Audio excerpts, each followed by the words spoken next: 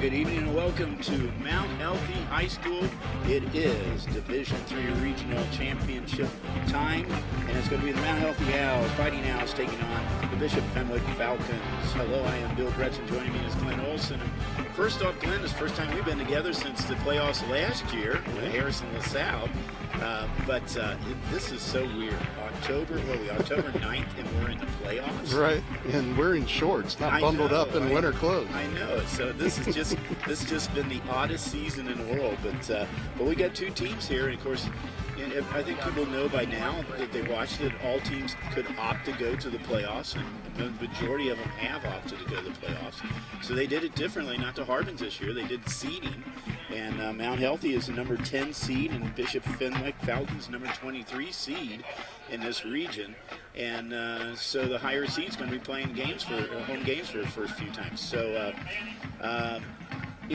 it's an interesting season. Yeah, seeding's determined by coaches for the first time in a while, and as always, you see some interesting votes, especially at the D1 level, where maybe some gamesmanship going on with, coaches trying to line themselves up for particular matchups, or maybe trying to get some payback for past aggressions. Well, these football coaches aren't, the volleyball coaches and soccer coaches, basketball coaches, they're used to doing this. This is something new for these football coaches. Let's look at the Fenwick Falcons. They come in, they're out of the GCL co-ed. They come in 0-5. It's been a tough year so far, and there's a reason why it's been a tough year so far. That's the hospital ward along the bench there. They have had 16 injuries this year, including key injuries to running back. Their one running back, Bradshaw. Colt Bradshaw, yeah. Yeah, and Listerman, their quarterback. And so they've had all different kinds of changes that George Moore has made out there. But their keys to the game right now, tonight, well, their key is avoid bid penalties and plays. There's Mount Healthy's key is to mix it up, for one thing. But Fenwick's tough to trenches, disciplined defense. They have to. They're a much smaller team than Mount Healthy. So that's their keys to the game. For Mount Healthy, we saw one of them right there, but what are the keys that they have? Well, I think for Mount Healthy, as you saw, it was avoid the big play and the costly penalties that come along with that at times, Bill, that Mount Healthy's sometimes finds themselves getting into a little bit of trouble via the penalty. And game that comes to mind last year was Mount Healthy hosting Wyoming, when Mount Healthy could have had the game won, and then some mental miscues, I guess you could say, in the second half came back to haunt them. But it's a different team in a different year, and expecting to see a lot of the ground attack from the Owls. That's been their hallmark all year. But when you had a chance to talk to head coach Harvey Crouch, he told you they're going to put the ball in the air a little bit. Yeah, we'll see. Let's see if they will do that tonight. For key players, well, for Fenwick, it's got to be right now a guy by the name of Logan Miller. He's a running back. He's also a defensive back. He was all-league last year, defensive back. He's had 79 all-purpose yards this season, 20 tackles the last two games. Now a defensive back position, and he also will play on special teams too.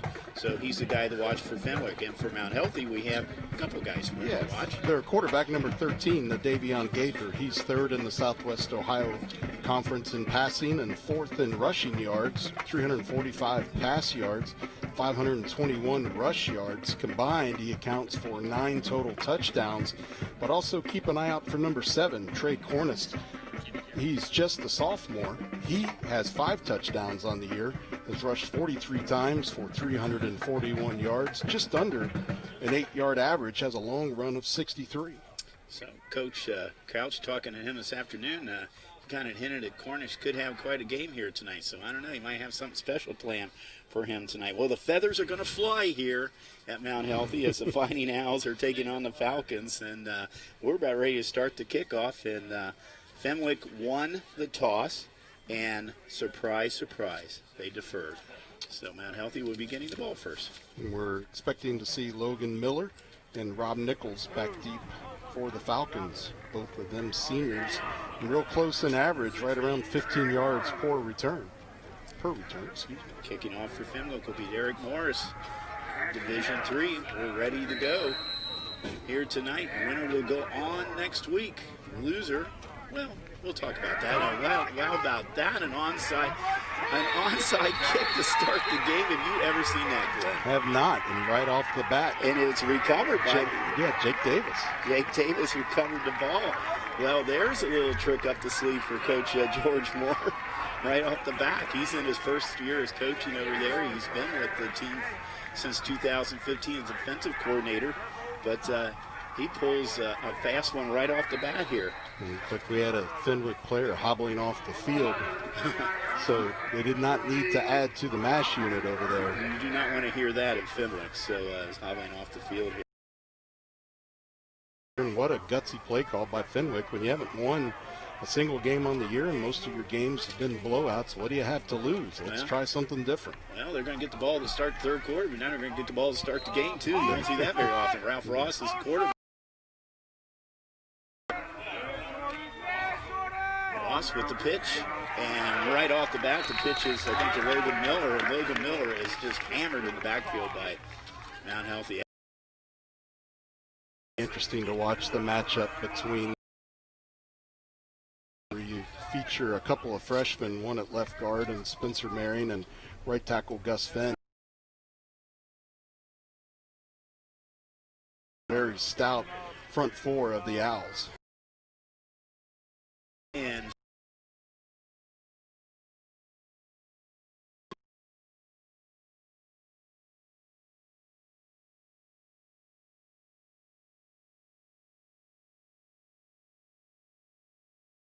a couple yards.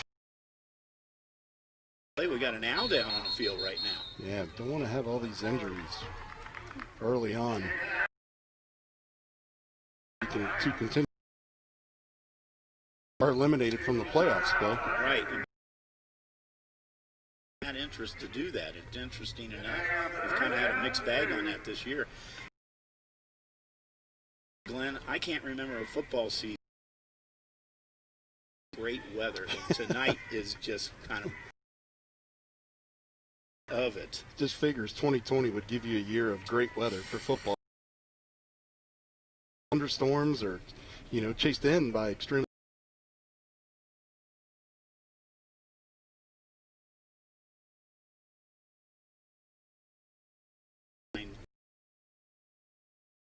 Back judges Eric Berg.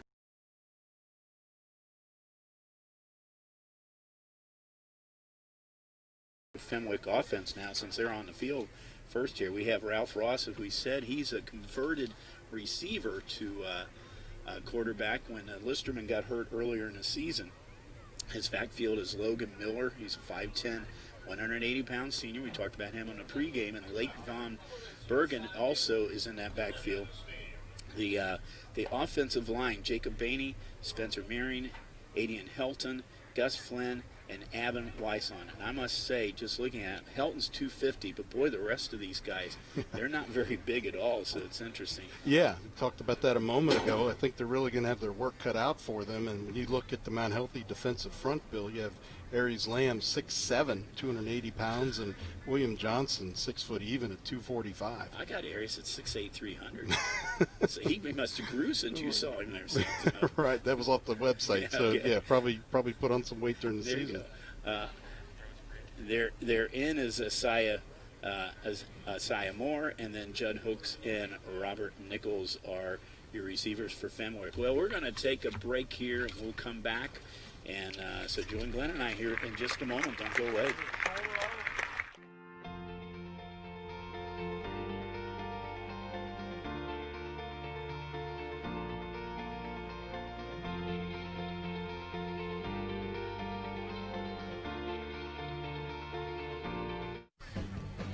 And we're back very quickly right now. The Mount Healthy player is off the field. I didn't catch his number there, Glenn. It was Nimere McCauley, number 20. He's a senior defensive back and tight end, goes 6'3", 180 pounds.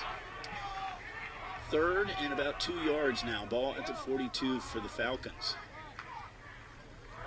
And Ross is going to keep it, and he's got a first down. Picked up about 4 yards, enough to get him inside the 40 down to about the 38-yard line. And they're moving the ball. You talk about this team has not had a good season, obviously 0-5.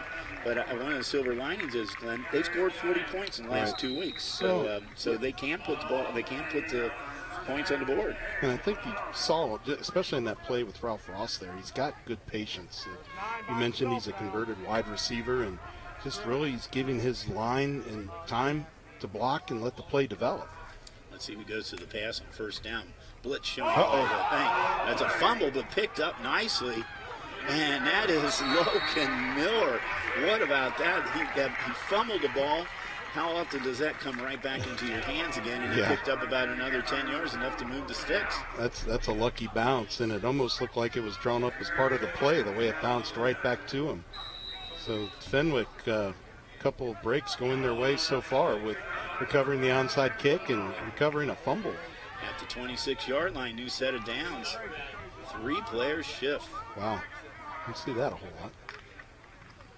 Ross going to keep the ball. He's going over to where those 3 players were. He's trying to stretch it out, and that Owls defense did stretch it out. Let's look at that Owls defense right now. Aris Lamb, we talked about him. He's the one of the down tackle. William Jackson. Ends are Aaron Hodge, Isaiah McKinney, Aris Lindsay, Sean Hartness, all league last year. They're at linebackers. Casey McCauley, Frierson, McWhorter, and Jackson. 5 DBs for the Owls. There they put the 3 in motion again to the Rams. This time he comes the opposite side, and he is taken down in the backfield. Yeah, the Owls are starting to figure out that Ross is going to run the ball a lot there. Isaac McKinney with the tackle for the unhealthy Owls. He's a senior. So now 3rd and long. Kenny very active on the defensive front. He's a senior, 2 sacks on the year, which has him tied for 2nd in the Southwest Ohio Conference for the lead in sacks. This is not good right now. This is Ralph Ross is limping off the field. That you just shake your head at how much more can this Fenwick team endure in regard to penalties. And there you see Ralph's going to go down, and we're going to have to take a medical timeout here. But wow, it makes you wonder what plan D, E, and F are at Fenwick. I have no idea. They do not have any other than Listerman, who's injured, and Ross are the only 2 quarterbacks they've shown on the stat sheet. Right. So I don't know who they have coming in right now. But and as you mentioned earlier, they're playing so many young guys. They have freshmen out there. They have a couple of freshmen on the offensive line. So I don't know. He's still down on the field. I saw he started to walk off and then got to the far hash and decided to lay down on the turf and let the medical professionals come out to him. Well, I just don't know right now. Josh, I think we should take a break again here. All right, we're going to step out for just a second. We'll come back. Don't go away.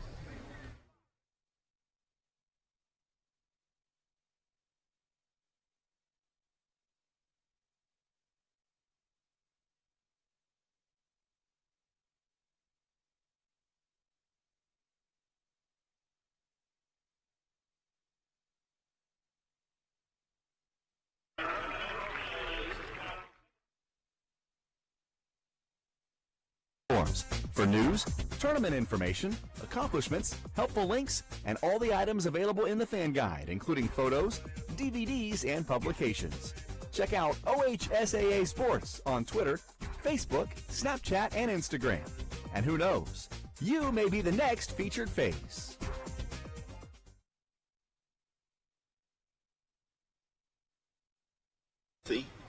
We've already had 2 injuries on both sides, including Ralph Ross, the quarterback for Fenwick, and now it looks like Logan Miller is going to take over at quarterback. Miller's And Miller's going to throw on 3rd down, and not a bad pass, but intercepted. Intercepted in the end zone. It's number 2. That's Terrell Casey. He's a senior defensive back for the Owls. Well, Casey's had, that's his 2nd interception of the year. That was not a badly thrown pass, but he overthrew his receiver, and Casey was right there. Well, not sure you want your emergency quarterback throwing a pass right off the bat. That's first his first play into the game. You know, as I said, you've had a couple breaks go your way with the onside kick and with the near fumble, and now you give Mount Healthy the ball.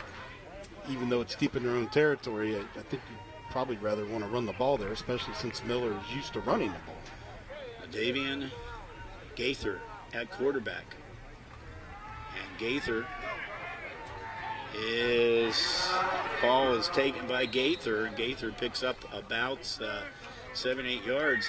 I must tell you right now, although we can see a little bit better on the monitor here, the numbers are kind of hard to see when you're looking on the field. It's better looking at the monitor right now. But he picks up about 8 yards. I don't think, this Mount Healthy attack, we knew we were going to see a lot of the ground game, so look for your RPOs, look for your read options, and just design quarterback runs. Gaither, Cornish, and Daniels all have over 200 yards rushing this year, led by Gaither with 521 yards rushing, 345 yards in the air. Yeah, just under five yards a carry for Gaither on the average. And the give is to, I think it's Daniels. Cornish. Yep. Well, we were expecting him to have a game 90. He got a first down, so Cornish over the 40-yard line. Well, it's the first time I've seen this Mount Healthy Owls team, Bill, and I'll tell you, looking at Cornish, it reminds me a lot of David Montgomery, who's now in the backfield for the Chicago Bears in the NFL. You're looking at that Mount Healthy offense. That offensive line, that's a big one. Yes. Average is about 245. It's the kind of people you want to have in front of you. And Cornish again inside of Falcon territory down at about the 45-yard line. Cornish with a very patient run there, letting his blockers get out in front of him. He's able to run faster than that, but again, giving his line time to block, let the play develop. For Bishop Fenwick, your down lineman, all league last year, Paul Bailey, Aiden Heldon, David Horline, Justin Davis are your ends. JT Maxwell, he leads a team in tackles. Jake Davis, Tommy Wimmers, Nichols, Miller, Tipman, and Ryder. In the DB, and this is again Cornish. Cornish inside the 35 down to the 33-yard line. And I think I got the tip about 3 or 4 hours ago he was going to have a game here. So yeah, just like that, a 50-yard change in field position for the Owls, all on the back of Trey Cornish for the most part. Cornish has done a great job so far. He is a 5'11", 215-pound sophomore. Just a sophomore. That's amazing. Their offense is fairly young. Their defense, though, has 10 seniors. 10 seniors, 1 junior listed as starters. Under center now, Gaither. And the give is this time to Isaiah Daniels. Daniels, he's a 5'9", 220-pound junior. They got a couple of big running backs back there. Sure does, and he's averaging just over 5 yards a carry. So the offensive line is getting the job done and letting the running backs plow through and take that initial contact, keep the feet chopping to get more. So far the Owls, after the interception, have had no problem moving down the field. They're at the 29-yard line of the Falcons.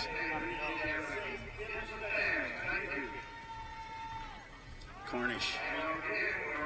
And Cornish inside the 25, down at about the 24-yard line. It'll be a little bit short of a first down, but it's going to be 3rd and short now. Yeah, it looks about like 1.5 yards, but a nice cutback there by Cornish as he darted to his left. Found a little better hole there in an attempt to reach the yard marker he needed for the first down. You notice so far they have not put the ball in the air once. Now let's see. I think let's see if they get the first down, and let's see if he'll try for the end zone if they get the first down. I've learned their lesson watching Fenwick. Head coach Harvey Crouch told you that we're going to put the ball in the air, but interestingly, we saw, I'll tell you after this. As Cornish, he broke one tackle. You have a flag coming down, so it's going to probably be coming back as a hold. But I did notice in this shortened season, Bill, whenever Mount Healthy has thrown the ball more than 10 times, they've lost the game.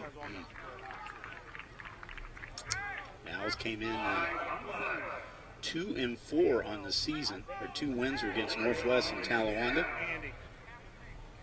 They've had some close losses, though.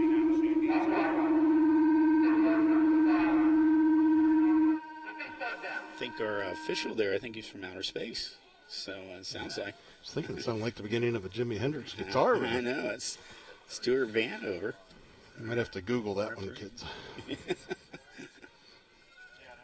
Oh, then you were probably sad this week to hear about Eddie Van Halen. Yeah, terrible. Yeah. Way too young. 65 is way too young in this day and age. Well, the lifestyle he has, I'm kind of surprised he was. Yeah. He made it to 65, but R.I.P. Eddie. Great guitar player. Back to the game. We're not ready to talk guitar yet. Cornish gets in the I formation. Option goes to him. We're going to have it coming back again, though. We have another. Wow. Cornish makes it down over the 25-yard line, down to 24. But flag thrown in the backfield, and that usually means a hold. Right. Well, we talked. One of our keys, man, Healthy needed to avoid the penalties, and here they are in their first offensive series with 2 big penalties that are wiping out big plays. Yeah, it's going to be 10 yards from the spot, so let's see where it was.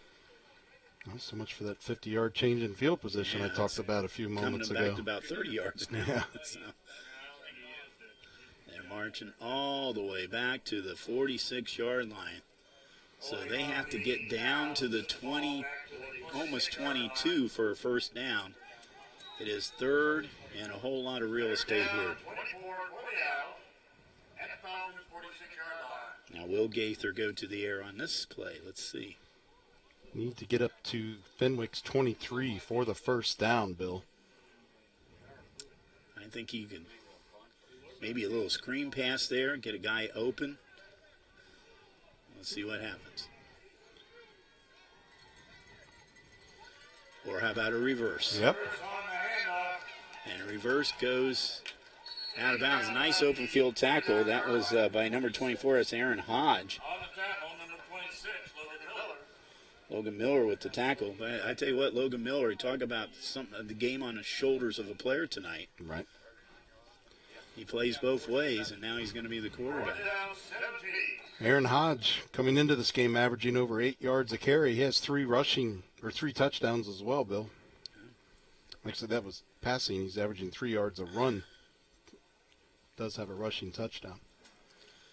Well, they're trying to decide what to do, but I'm pretty sure it's 4-down territory here for the Owls. They have not attempted a field goal, and they would not do it from here, and this is too far for a punt.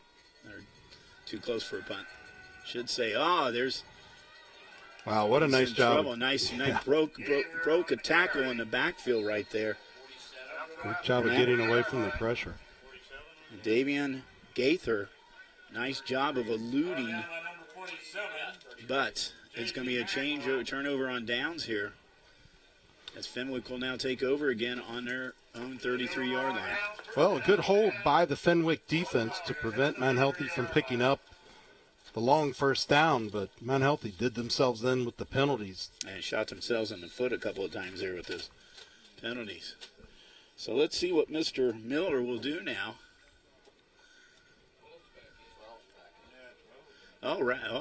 Ralph Ross is back in the ball game.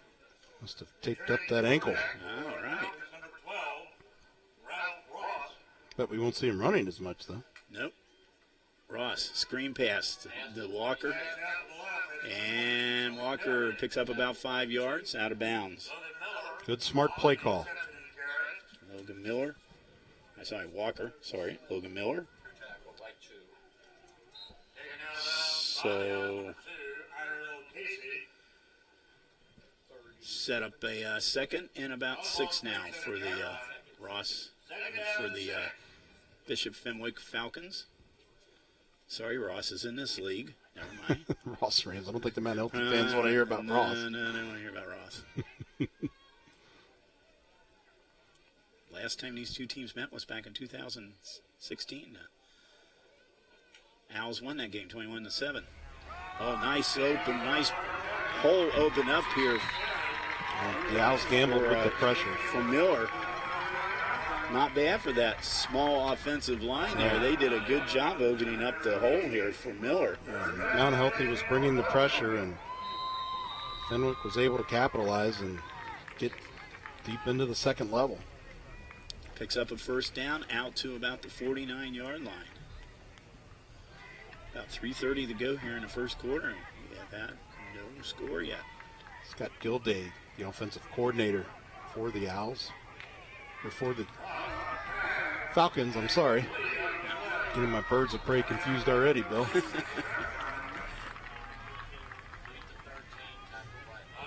Yeah, pass was complete to Robert Nichols. Nichols is a senior.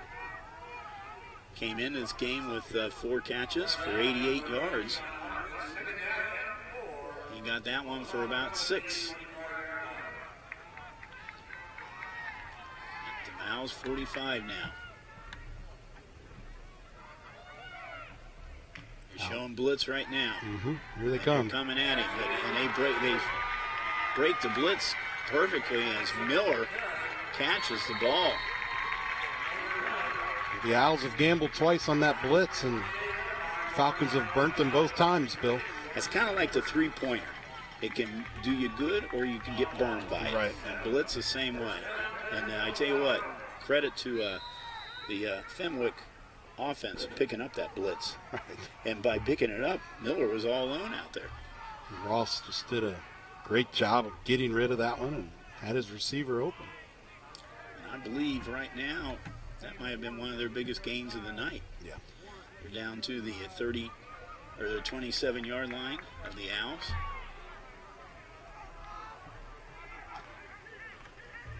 The give is to Miller, and he's not going to get anywhere. He's tackled in the backfield. Not a whole lot of room there. It's Aries Lamb. He's the one that we had listed, what, 6'8", 300, you said? I had him at 6'7", 280 off the SWAC site. Well, he ate a lot during the season, so he grew an inch. So he picked up some pounds. 30 pounds of muscle. Regardless, he's a big boy. Wherever you look at it, if you get hit by him, you know it. Right. He does have a sack on the year as well, so pretty good testament to him being able to get through the blocking and get to the quarterback quickly. He's a senior. And we have actually a player going off the field. Looks like one of the offensive linemen for Fenwick. Ooh, the Falcons are going to have to go up into the stands before too long here. That was number 75. And I do not have we don't have a 75. We do not have a 75. He's our mystery player. We won't have to worry about him for a while. There you go. He's got 3 in a slot here to his right. See if he goes that direction. He does. And pass. Almost intercepted by the Owls. He had 3 receivers. He was trying to throw over the middle right there, and he overthrew all 3 of them. Yeah, and really he had the time. There wasn't pressure coming at him to where he should have overthrown his receivers. He overthrew his receivers, and I think that was Casey almost got that again. He already had 1 pick tonight. 3rd and long now for the Falcons. Right at the Owls' 30-yard line. We'll tighten things up. Showing blitz again. And handoff is number 9. That's Judd Hooks. Hooks picks up a yard or so. It's going to be up 4th down. Sean Harkness with the tackle. I say, Glenn, right now you go for it. Yeah, I believe you're right. Again, when you haven't won on the year and opted into the playoffs, that you leave it all on the table tonight. Right. And I said, Coach Moore, talking to him yesterday, he indicated that they get out of the playoffs early, that they might want to pick up some other games along the way. And he's willing to go anywhere in the Cincinnati-Dayton area to find people.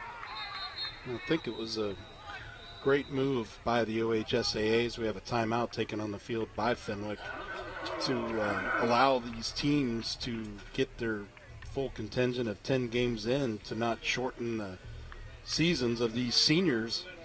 Right. That, like we saw happen with the late winter and all of the spring sports last year. But, you know, it's interesting because, I mean, when I saw this schedule back in August, I loved the flexibility. I mean, it was great. You can opt to be in the playoffs. You can opt to keep going. But as the season goes on, I think some of the coaches have decided maybe it's not the best thing in the world, and some coaches decide, yes, I want to do this, I want to do it for my seniors. I know that Coach Moore wants to do it because he's got all these underclassmen. He'd like to have them to get some more experience out there. And so it's interesting. It's flexibility is interesting. I said it's a coach's dream and an athletic director's nightmare. Yeah, the athletic directors have become wizards at advanced logistics, right? Yeah.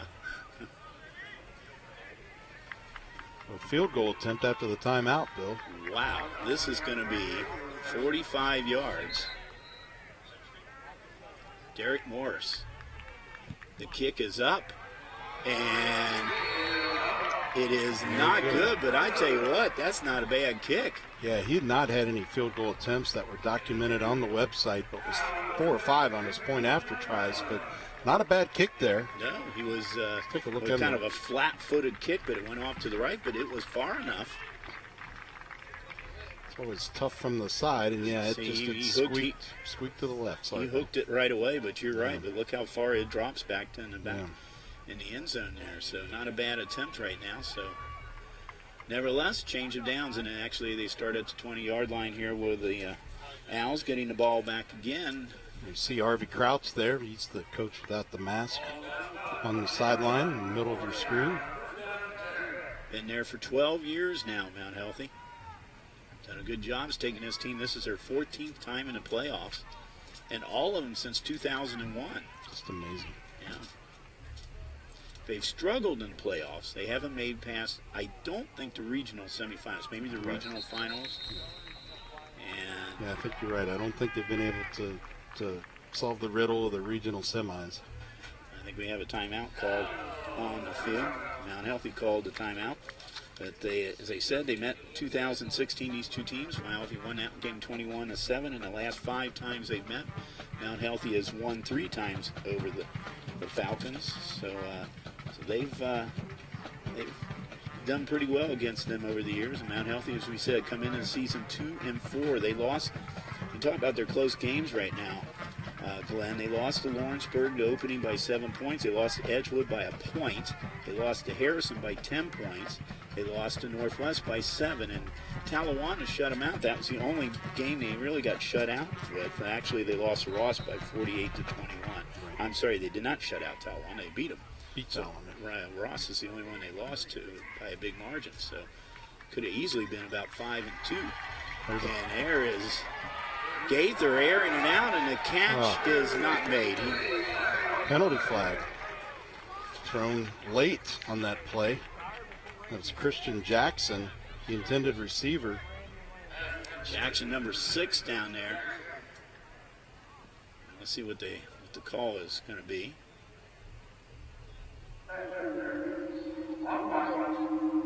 Oh, it's a pass interference. Now, if you're used to NFL, no, it's not from that spot there. It's just a 10-yard penalty and first down for Mount Healthy. I didn't see him catch us. Let's look at this. A little bit of a high snap, a quick throw. And there it is right there, the shove, Bill. Yeah. Well, you know, as the old saying goes, you'd rather take the penalty than give up the touchdown, so it might have been a smart play. 10 less yards on that. So.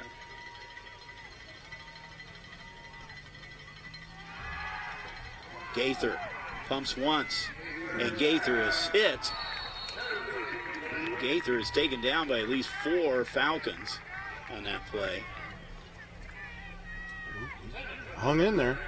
Well, he pumped once, let his receivers get down the field a little bit further, but then I think the rush started coming on him, and I think he might have threw it a little prematurely there.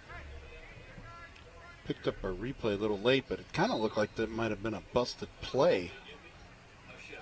He'd held the ball out like it was going to be a fake of a handoff or perhaps a read option kind of play, but again, credit to Gaither for hanging in there, taking the hit after he'd released the ball. Gaither in a shotgun, Daniels next to him. Gaither pitches it to Daniels.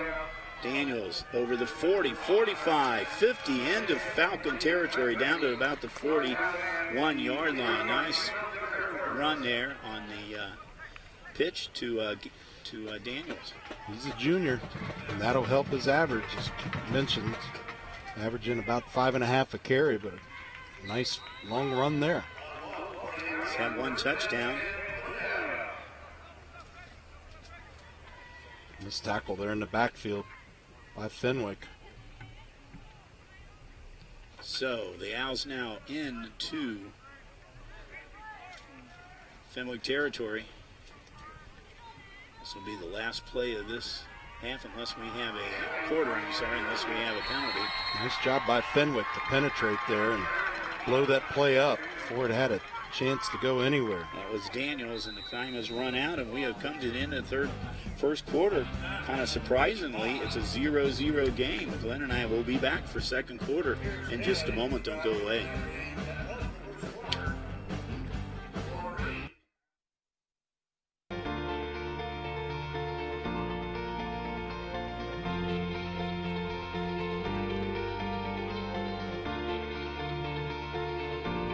The year was 1907. The Cubs won the World Series and the Ford Model R hit the assembly line. While here in Ohio, school administrators came together to form the Ohio High School Athletic Association. One thing that hasn't changed since 1907 is the dedication of the OHSAA to education-based athletics in Ohio. School sports teach responsibility, sportsmanship, and life lessons that stay with students long after their playing days are over. The OHSAA seeks to prepare students not for the next level of sport, but for the next level of life.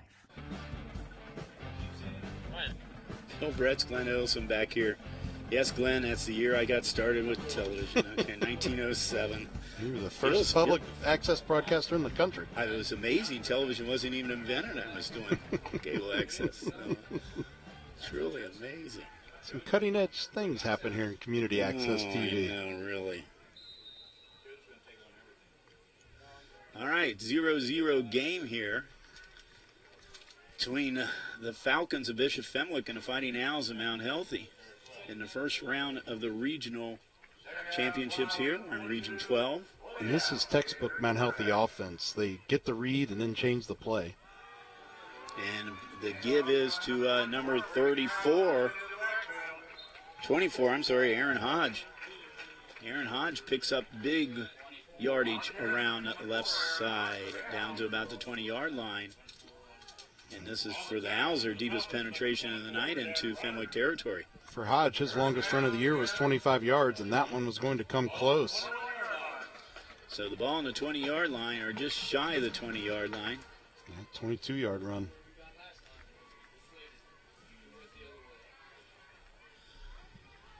So the Owls are knocking on the door of the red zone. Quick give. Daniels now the other direction now, and he's brought down. Nice open field tackle by who else? Logan Miller. Yeah, and we talked in the pregame about the need for Fenwick to stay disciplined, and great example of that right there. So Miller with the open field tackle, and he did pick up a couple yards, so they're now in the red zone at about the 19-yard line. Second and about 8 now for the Fighting Owls. Trying to be the first one to dent the scoreboard here tonight. Didn't think it would be this elusive, honestly, Bill. And there did I. Blitz. Gaither, high snap. He keeps it, though. Gaither, 5 yards. 10 and into the end zone. Gaither, 19 yards. And I tell you what, he had a high snap on that and gathered it in very quickly. Came over the left side, went back to the right side, and into the end zone for 19 yards. Yeah, Fenwick had brought up remember the secondary to blitz from the offense's right side, and play obviously went to the left, and Gaither able to find the holes he needed, cut back to the right. You're going to see the blitz coming in from the left on your monitor. Now Gaither cuts back. Freshman Hector Lopez Sanchez will be trying the extra point now. 4-4 on his point after tries this season. That one is no good. Gave him the old jinx, huh? So 6-0 now. Now Healthy, first one to dent the score column here in this game tonight. And Gaither, a 19-yard run for Gaither. That's his 5th rushing touchdown of the year. And the Owls now have a 6-0 lead. 10:42 to go here in the first half. Well, Mount Healthy and head coach Harvey Crouch, you have to be pleased with that offensive series. Owls did everything just about right on that one compared to their first possession when they had trouble getting out of their own way with the big penalties. Now healthy out of the Southwest Ohio Conference. That conference has the teams of the teams of Ross, Edgewood, Northwest, Talawan, and Harrison. Former members of the FAVC. Up until a couple of years ago, Mount Healthy had been the only team to win the regular season championship in the SWAC. I believe they won. They won the first 3 years, and so they dominated early in that conference after that conference was formed. This conference, and the Eastern Cincinnati Conference were all formed because of the breakup of the FAVC. And the ECC, of course, with some new members this year. Yeah, including Went Woods. Went Woods, Lebanon, Little Miami. Miller. Great return. Yeah, great. Actually, that's 13, I believe. That's Ross. Yeah, Ralph Ross with the return. Nice return for Ralph Ross. He runs the back about 25 yards. So, a little gimpy down there, but you know what? If you want to stay in a game, you pretend like you walk right. You don't want to come out. Find a way to override the body's urge to limp. Or Easy. Now we have a penalty against Fenwick. So this run back's going to come back. Great facility here, but the end zone's not as well lit as the middle of the field. Didn't see the flag back there. It was a clip on Fenwick. So that nice little run back's going to come back about 10 yards or so. So they're going to get started on 29-yard line. Both teams with a costly penalty bug here in the first half of this game. So got those three receivers in the slot now. Screen pass. Miller. Over 35-yard line out to about the 36. So he picks up about. Good. Out of the hands quickly of their quarterback who was injured early on, Ralph Ross. Seen that screen a few times tonight. You know, Miller cards in the first 5 games of the season. He is getting close to that tonight in this game. And he's got Miller again, this time out to about the 47-yard line. They're going to move the sticks. Picks up about another 10 or 12 yards. Finding some things that work here, obviously. Let's get the edge. It's dangerous out there. Yep.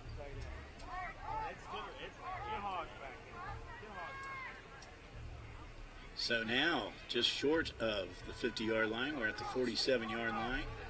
Falcons' new set of downs. Ross, back to pass. Little pass over the middle and broken up. Looking for Jude Hooks, but he had a bunch of defenders coming into his face, and he had to get rid of that one quicker than he wanted to. A little drop pass right over the line of scrimmage there. He's done this a couple of times. Hooks, 5'10", 140 pounds. But is one of the leaders in the GCLC, 4th in receiving yards with 280. So maybe a little smaller in stature, but big in performance. Looks only a sophomore. 2nd and 10 now.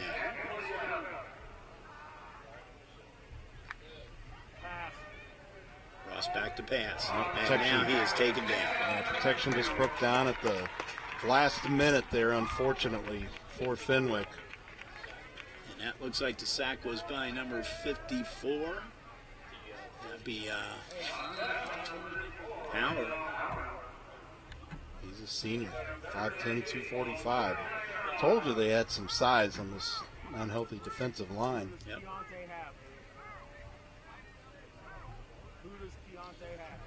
Setting up now a 3rd and long, 3rd and 18 now for the Bishop Fenwick Falcons. Well, they had some things working. All of a sudden, they're in a hole and behind the chains. Mount Healthy is showing blitz. They've done blitz several times tonight. They didn't back out of it that time, did they? No, they did not. Same number we just called a moment ago, Bill. That was Howard. Howard was not a starter tonight, but he's got in the game quickly on this, and maybe that's the reason why. Well, actually, it looks like that was number 21. That was 21, and that is Isaac McKinney. He was a starter tonight, one of the seniors. Yeah. So fourth and a lot of real estate here. As Ralph Ross is going to be the punter. He averages about 35 a punt. Line of scrimmage at 34. Back to receiver, Gaither and Jackson. Good punt. Yeah, good punt. And tries Jackson back, but now he finds a little bit of running room. Does a couple spin moves, and that's a hard fought about 6-7 yards for Mr. Jackson. Yeah, good punt there. Good, decent enough change in field position. Would be about 37, 38 yard punt. And his average was 35. So yeah, right on his average. Yeah. So. But Mount Healthy with good field position here with a 6-0 lead with 7:33 to go here in the half. Give our truck an update here. We want to do some talk about some of the playoffs here at halftime, so we'll let our main guy out in the truck, Josh, decide if we want to do it at the beginning of half or the end of half. He'll let us know. Talk about some of the other action going on here for ICRC schools. Nice hole. Nice hole, yeah. Beautiful hole. Gotta like that. Good way to start a possession.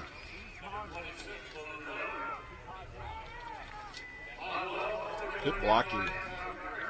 And that is number 26 showing for Mount Healthy is Demetrius Whitehead.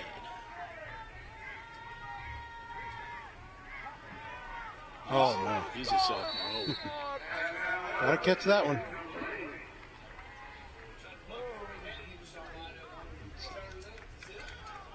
It's Aaron Hodge. Aaron Hodge, it's a little communication problem, we think, out there. So, nevertheless, it is now 2nd and 10. Ball at the 41-yard line of the Bishop Fenwick. Gaither, got a keeper, over the 35, down and under, inside to 30. First down by 1.5 yards or so. So it's about 11-yard run for him. Gaither had 521 yards, fourth in the SWOC this year in rushing. He's third in passing. And I really thought we'd see a lot more of that design run out of Gaither tonight. As we talked about a couple times, head coach Harvey Crouch told you he was going to try to switch it up and get the ball in the air a little bit more, but Gaither just a force to stop on the ground. Tollian Jr. Screen pass, and he threw it way too high. Yeah. It's got a little bit of pressure on him. Yeah, It's can't blame, intended for Cornish. yeah, can't blame Cornish for that one. That one just came in high. So Trey Cornish has had a fairly good game. His game, a big part of his game was in the first quarter tonight. Right. On that first series, he had quite a few yards rushing. I bet we see more of him in the second half. I think Mount Healthy might target him a little bit more than they have been. Gaither is going to keep it. Gaither down to about the 26-yard line. Instead of a second and about 6.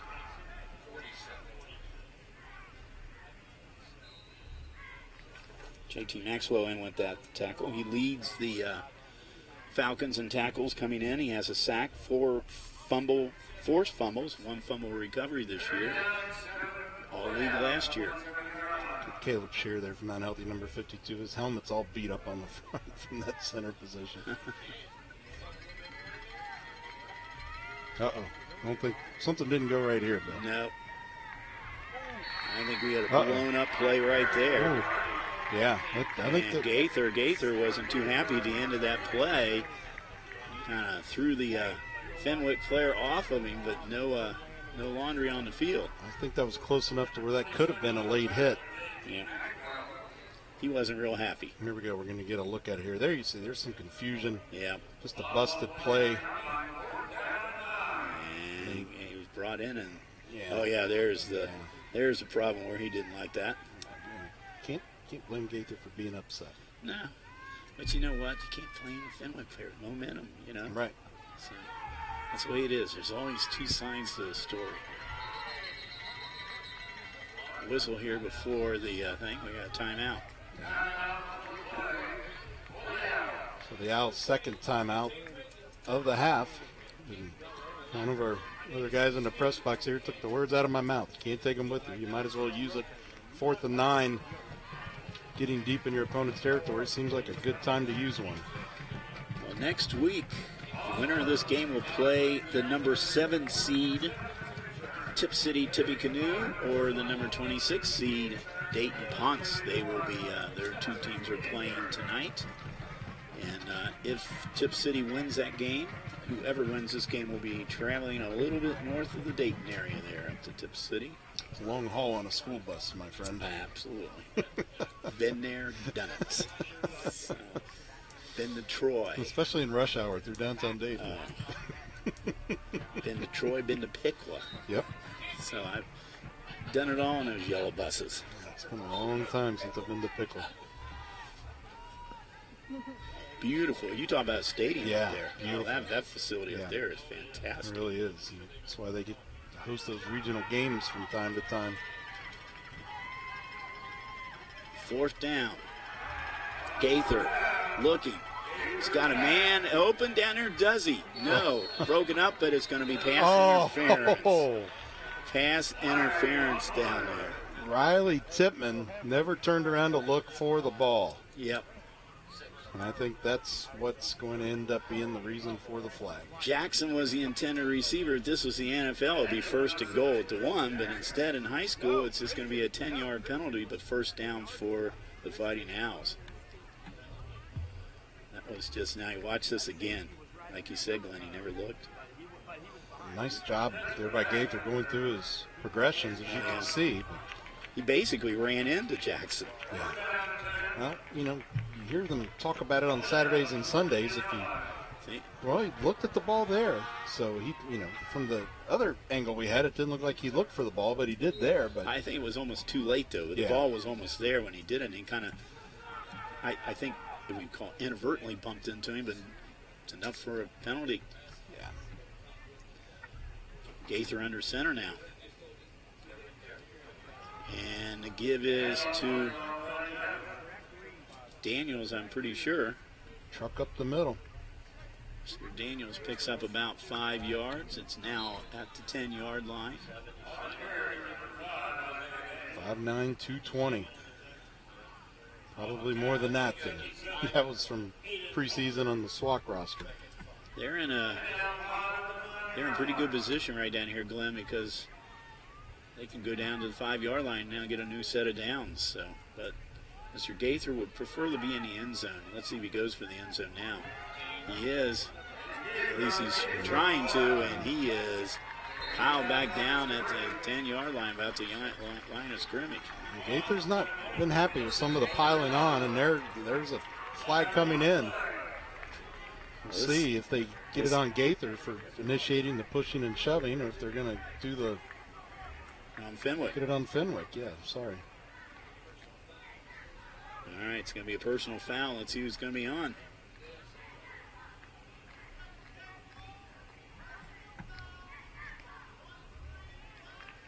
On Gaither. Yeah, it's on Gaither. That's the one thing about the social distancing and crowd capacity. The referee was yelling. We didn't even need his microphone there, and we heard everything perfectly. He did. So that yardage they picked up on the pass interference. Yeah, and that's why Gaither was upset right there. 47, J.T. Maxwell came in and put a little bit of a hit on at the end. So again, I can't fault Gaither for being upset, but you've got to maintain your composure and not hurt your team. Pick it out on them by putting it in the end zone. So they lose their 10 yards they picked up on the pass interference with a unsportsmanlike on the Owls. So it's going to set up third now and about 21 yards. You got to get down to around the 5-yard line to get a first down. Well, we didn't get a chance to talk about it because of the penalty, but Fenwick knew that was going to be a Gaither run, based on the formation that they saw the Owls come out in, and they read it perfectly. Gaither high snap. He airs it out, and does he have a man open? Yes, he does. And that is Aaron Hodge with the touchdown pass. Rob Nichols defended that one pretty well, and you can see Hodge give him a little pat on the shoulder telling him as much, but nice job by Hodge to battle through that and pull it in. All right, Gaither to Hodge. We'll check on our replay, see how many yards that was, but had it on the 21. On the 25, excuse me. 5, so we'll go with 25 yards. And Hector Lopez Sanchez now trying to get the point after. No, they're going for 2. Going for 2, yeah. Fenwick blitzing. And Gaither, the pitch. Oh! The corners, and that's a live ball. Yeah, it is. I don't think Trey was ready for that, to tell you the truth. Yeah, Fenwick, as I said, was showing blitz and was able to get good penetration. Maybe Gaither thought he was going to do the right thing and pitch it. Oh, no. Well, Cornish was ready for it. He just didn't haul it in.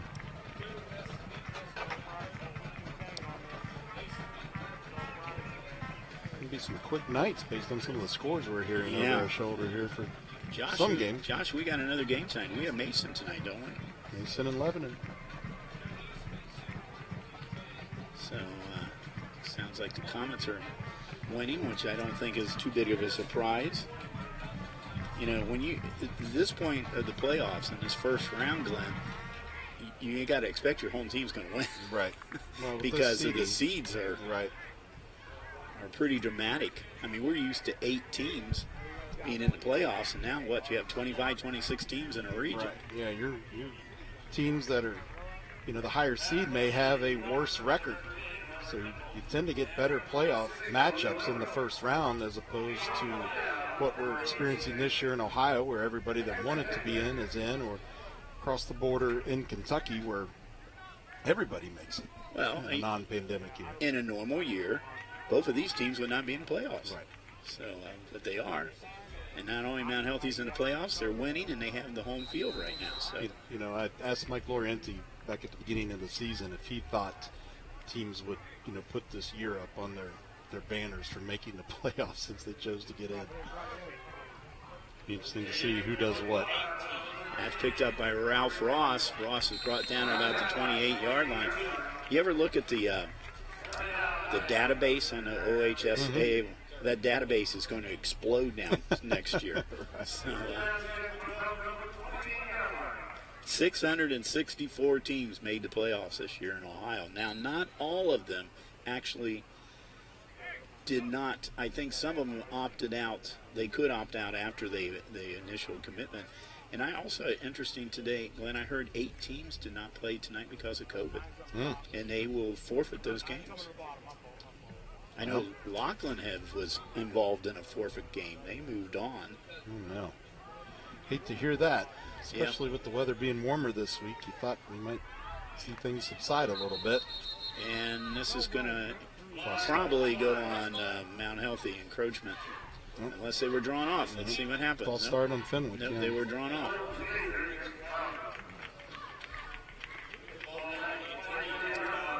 Well, said it before, I'll say it again. The penalty bug is hurting both of these teams tonight. 1st and 15 now for the Falcons. Ball back at the 24-yard line. Right guard stood up early. I missed the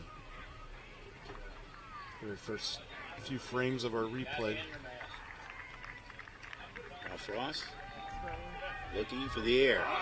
He's looking down at And actually, that was not Ralph Frost throwing the ball here. That was number 12. That was 12, Ralph Frost. I'm sorry, he was throwing for Robert Nichols. We had 12 throwing to 13. Yeah. Okay. Got it. Well, you never know with Fenwick. They're so beat up with injuries like we've talked about, they may start doing some odd things based on the play call. Well, if you missed the beginning of the game, you saw probably one of the strangest starts where they had an onside kick on the kickoff, and they recovered, which probably not too surprising because I'm sure Mount Healthy wasn't looking for that one. Right. Second and long, and Mount Healthy wants a word about something with the officials. Well, we have the break here. You know, with that onside kick, Bill, with the change in rules a couple of years ago, normally you go for a deflection to get it back. Mm-hmm. Pretty impossible to recover without that. Ross back to pass. And Got does him. he have a man open down there? Oh. That's one he's going to want back on film. Yep, that was Jude Hooks down there. He led him pretty well, and Jude Hooks just in and out of his hands. Yeah, Jude's going to want that one back when he watches the film. He had about 3 or 4 steps. He had the separation Yep. on the defensive back, but could not hold on to it. So Hooks, 25 catches on the year. only a sophomore. 4th in the GCLC in receiving yardage. Third down and long now for the Falcons.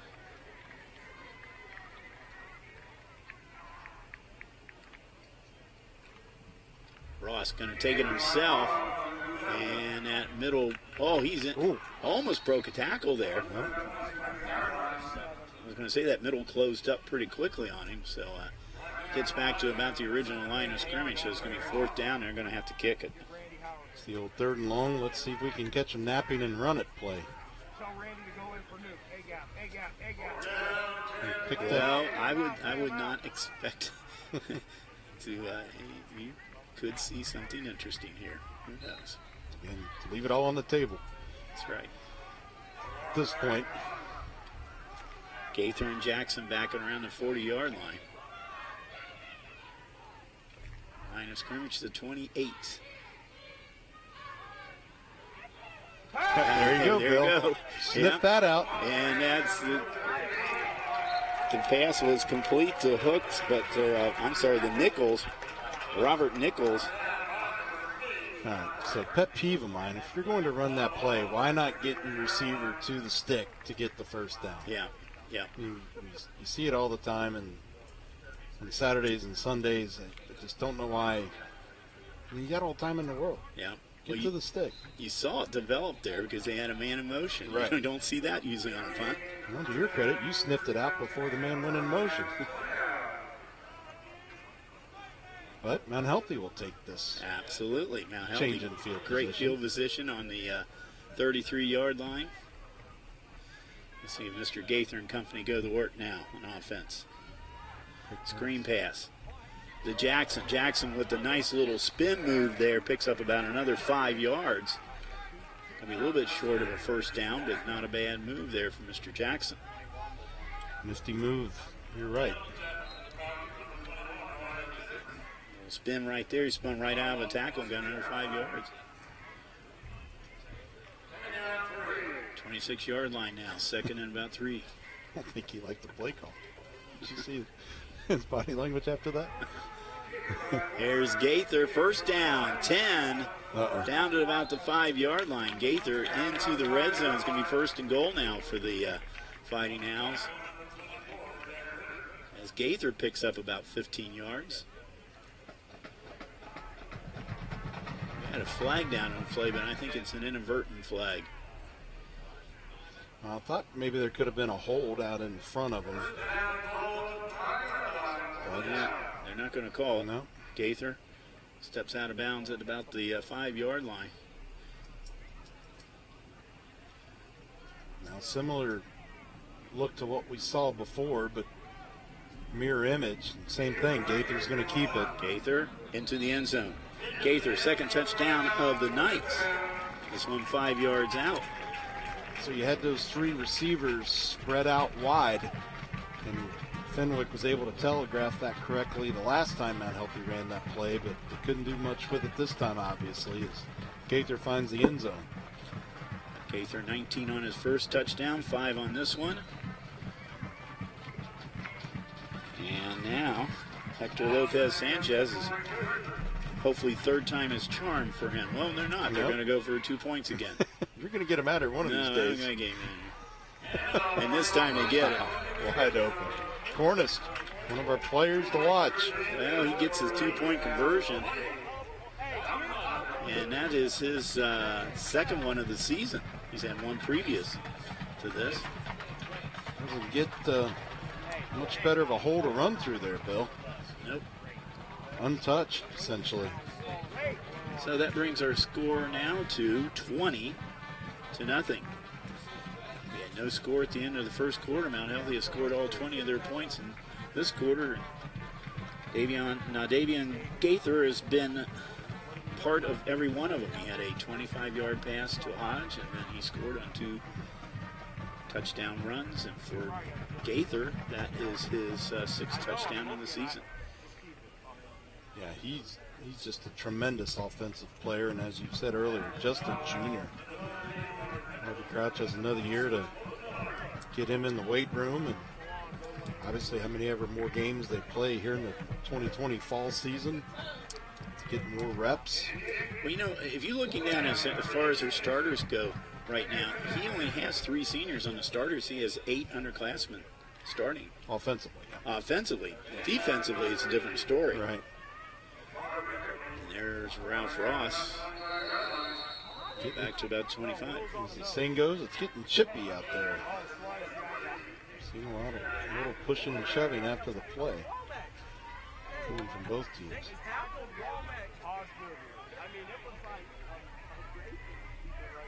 So we got 1:40 to go here.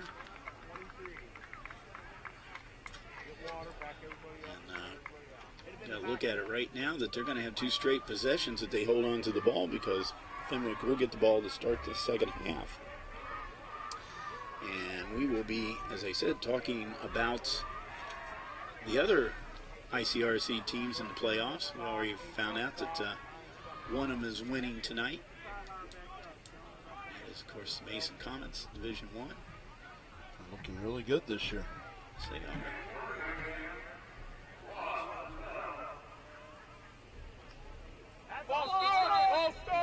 We got a false start here coming up on Fenwick. Actually, that GMC has changed a little bit this year. Of course, Lakota West dominated this year. But you know what? The coach is the same as dominating. Tom Bolden. Tom Bolden, yeah. Came over to Lakota West. And it's interesting that he handed Colerain their first loss since, since I think we were babies, I think. Right. So, ironically enough, he even did it over at Colerain. Yeah, kind of felt that coming this year after some of the progress you saw out of Lakota West last year in the first year of the Bolden era. The other team that's doing quite well this year for ICRC is Princeton. Yes. And that is green pass. Was able to call their game against Sycamore early in the season, Bill, and as good as we thought Princeton was going to be last year with all the D1 recruits, they look to be a more complete team this year and could be a threat to make a little bit of a run here in this modified playoff format. Yep. We have a winless Oak Hills team tonight at home. And it should be easy for them. Actually, the second time this season, I think. Was that the ICRC game with Oak Hills, or what was it? Earlier in the season? Milford. And Oak Hills I covered. Okay. Oak Hills looked okay back then, game number 1. Yeah. I see sometime around the playoffs here is a West Princeton game coming up down the road here.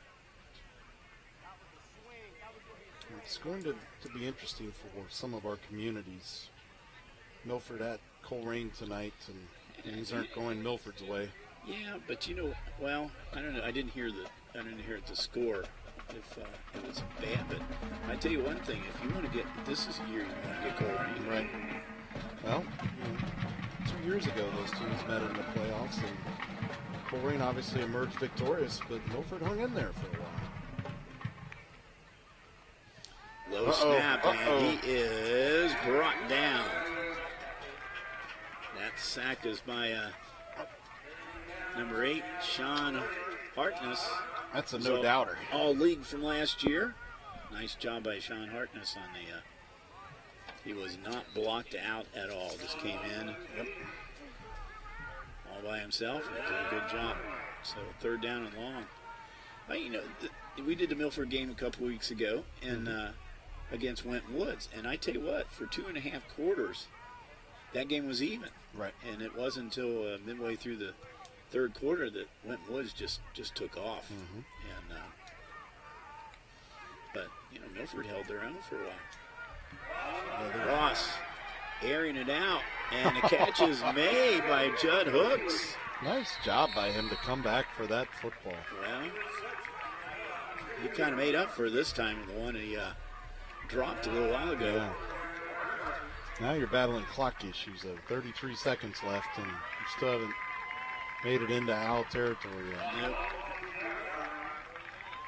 Well, you're a yard inside Owl territory. Yeah. You got to mark it Still at the 49. Still got 49 yards to go here for touchdown. But yeah, just as you saw in the replay there, just nice job by Hooks to come back. And now we're gonna flag at the end of the play, so now we are gonna. I heard over here it said roughing the passer. I didn't notice it. That's a big one. That's 15 yards. There's that blitz coming in. Here's the replay, Bill. Maybe we'll catch a glimpse of it here. No, nope, this is a live play. So thought Josh was reading my mind and gave us a replay. Ralph Ross. Ross to Hooks again down to about the 27-yard line. Timeout. 23-yard line.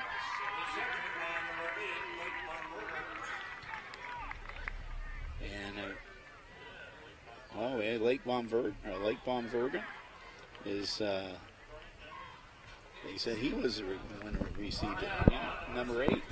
Maybe it's listed as a halfback on our starter. He's just a sophomore. Had one catch for 68 yards, if the statistics are accurate. About 5'8", 115. That's what it says. Only a sophomore. He looked good on that play, though. Room to grow. That's a first down at the 23-yard line. They got 26 seconds to go here. Let's see if Fenwick can make something happen here. I'd love to get on the scoreboard right now, knowing that they're going to get the ball to start the second half. Yeah. Let's see if he goes twice. See if he goes for the end zone. Screen pass. 34 to Moore. Sia Moore. Out of bounds. And the tackles. That'll stop the clock. So he picked up about 5 or 6 yards. They said he went out of bounds. Yep, tackled out of bounds. Tackled out of bounds and picked up a yard there. Second down and 10. I got to think that Ross might want to go for the end zone. Wouldn't you? I would think so. He's got seconds. You're only going to get so many shots. He's got 3 wideouts. And flag. False start. Man Fenwick. Yep. False start. So they lose 5 on that play. Ball back at the 27-yard line. Now I think he was going for the end zone. He had 3 wideouts. And now you've shown your hand a little bit for Fenwick. What do you have to come back with?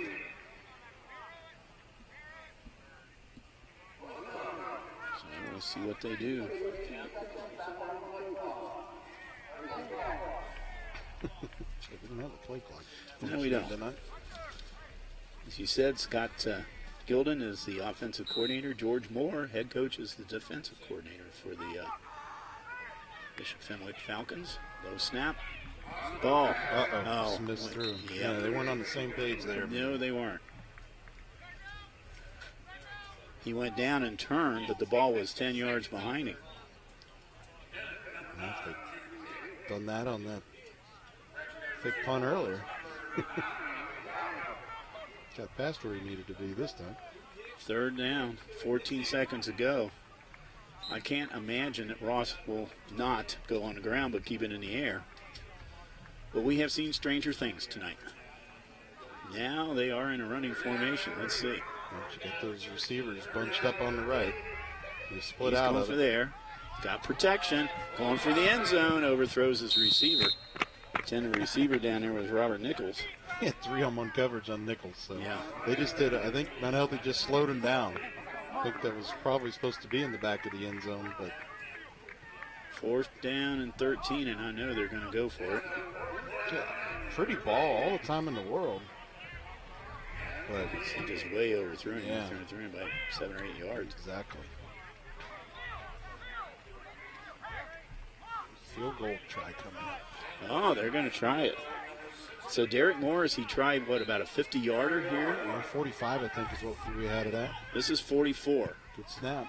Snap is up. This one's No. going to be a little bit short. Short and sliced it.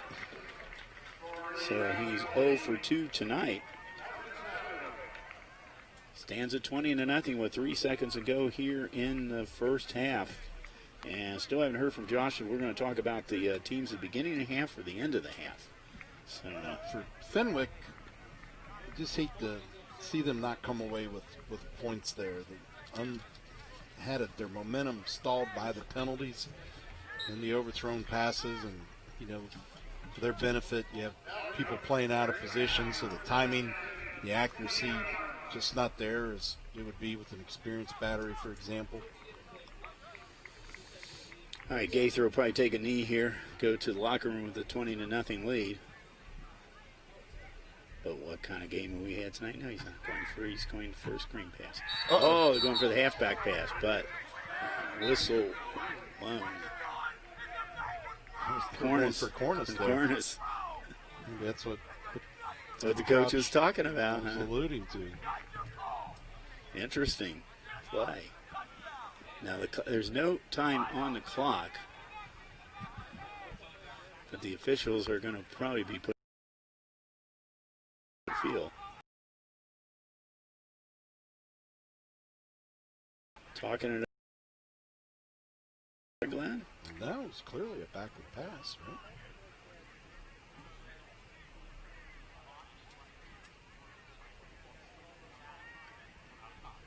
The pass was, let's see it again. The pass was thrown by Jackson. No, maybe not clearly. Oh, you know what?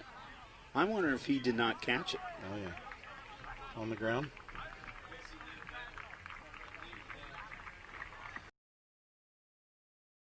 I think that was an incomplete pass. That'll do it then. Nevertheless.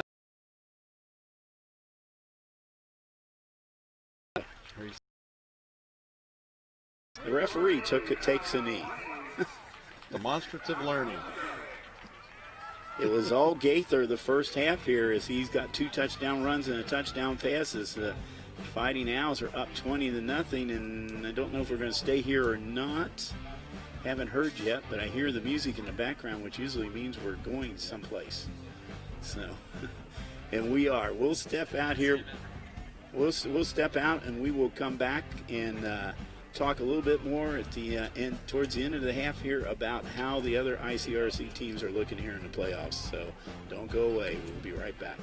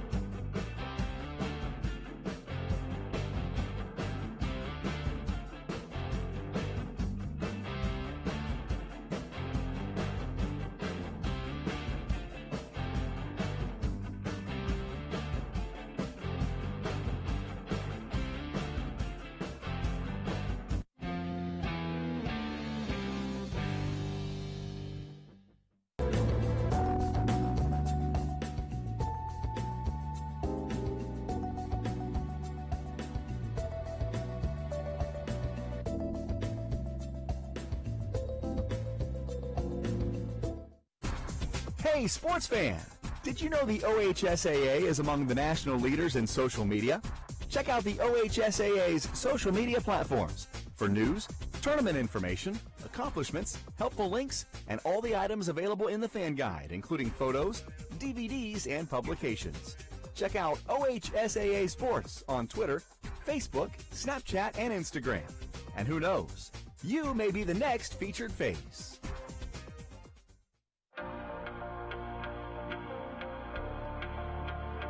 I just wanted to play. I just want to play. I just want to play. I just want to play. Play. Play. Along the way, I'm learning Sportsmanship. sportsmanship, teamwork, Teamwork. how to work hard, How to work hard. Discipline. hustle, Sacrifice. how to be a leader. Dedication. I just want to play. And along the way, I'm learning to put the team before myself. To put the team before myself. How to be a student. How to be a student.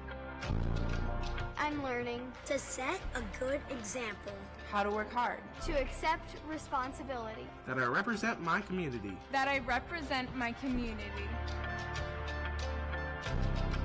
I just wanted to play, and look where it took me.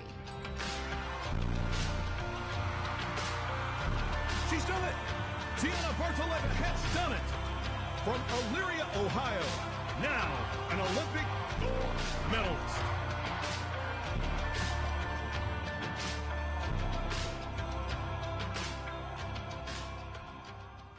It's a beautiful day out here. Sunny today with light breezes, giving way to clouds in the afternoon. We could see some light precipitation to moderate precipitation later on, followed by powerful storm-like conditions. 90 miles per hour winds are expected. Authorities are asking everyone, stay indoors. Come on, that's it. Let's go.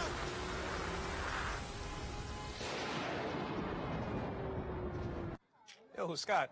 Hey. I'm heading out, man. You want to ride? No, I got my car, but I actually really need to go to the bathroom. Oh, you know what? I was just in there. The line is like 10 people long. You know, I think I'll just...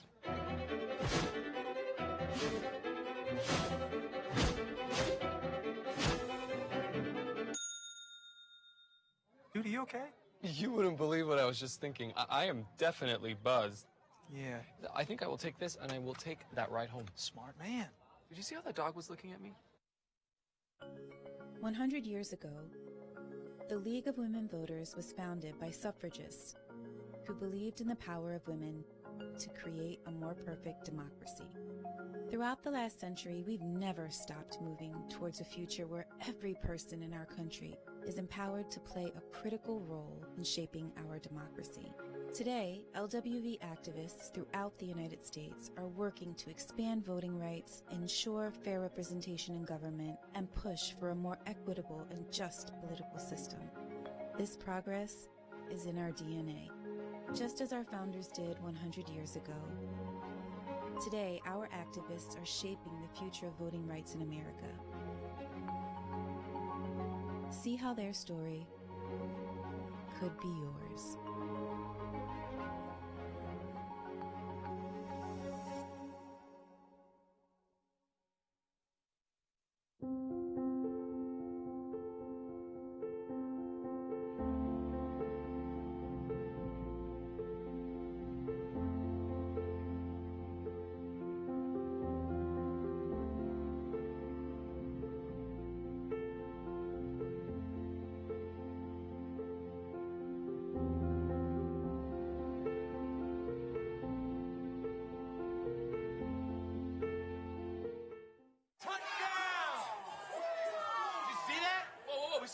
We scored, going to the playoffs. I can't believe I missed that. Every time I'm buzzed, I spend too much time on my phone. I should take your phone away. No. I'll call for a ride. Wait, why does my face look like that? The year was 1907. The Cubs won the World Series and the Ford Model R hit the assembly line. While here in Ohio, school administrators came together to form the Ohio High School Athletic Association. One thing that hasn't changed since 1907 is the dedication of the OHSAA to education-based athletics in Ohio. School sports teach responsibility, sportsmanship, and life lessons that stay with students long after their playing days are over. The OHSAA seeks to prepare students not for the next level of sport, but for the next level of life.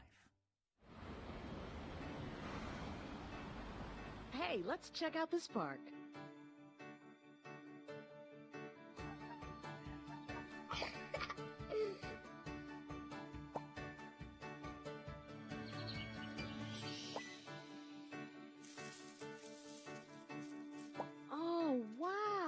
That's really cool. To find a great local park or forest near you, go to discovertheforest.org. What do you think you're doing, Kevin? Was just gonna drive home. There are several warning signs present that you shouldn't be driving. Like hearing voices? Like your text-to-emoji ratio? Oh man, the selfies. Selfies nailed it. We all have warning signs that let us know that we're probably not okay to drive. Mine is pretending to be your subconscious. Craig, come on man, let's split a ride home.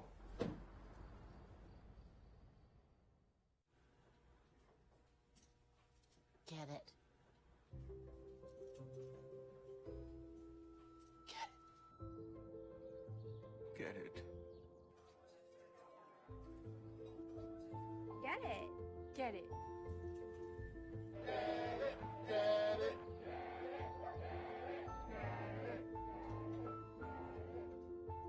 Is she gonna get it, Daddy? She'll get it. Get it. Get it.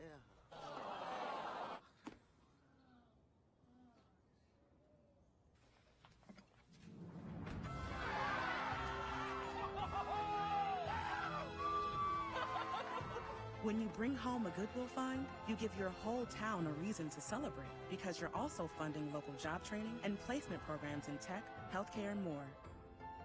Goodwill. Bring good home.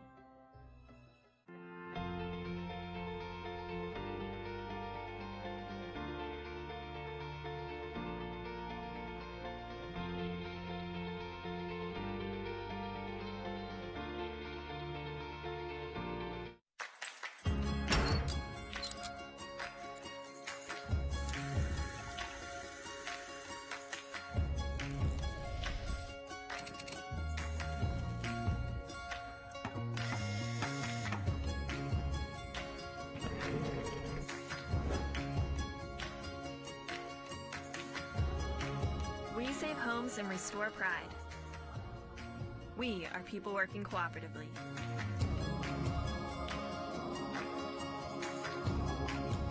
Our typical client earns less than $14,000 annually and cannot afford the critical repairs they need to safely live at home, where they desperately want to be. Our services truly change lives, one repair at a time. Our professionally trained staff, along with 25,000 volunteer hours annually, has provided more than 280,000 services for low-income, elderly, and disabled homeowners in our communities. Every service makes an impact.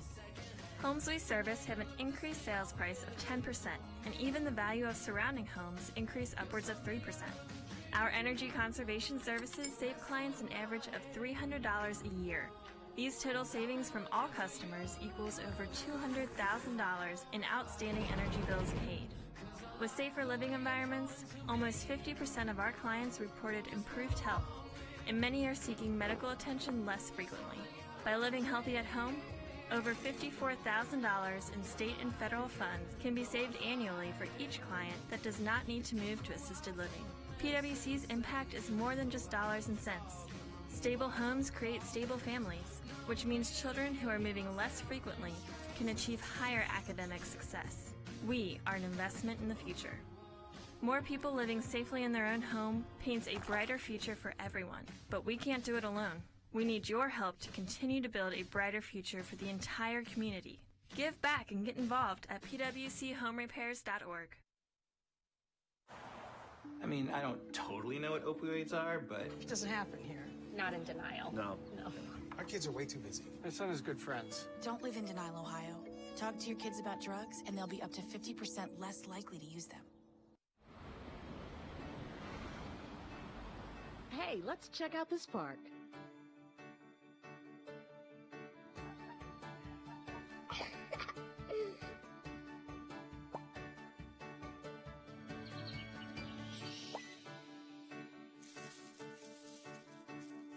Oh, wow, that's really cool. To find a great local park or forest near you, go to discovertheforest.org. What do you think you're doing, Kevin? Was just gonna drive home. There are several warning signs present that you shouldn't be driving. Like hearing voices? Like your text-to-emoji ratio? Oh, man, the selfies. Selfie nailed it. We all have warning signs that let us know that we're probably not okay to drive. Mine is pretending to be your subconscious. Craig, come on, man, let's split a ride home.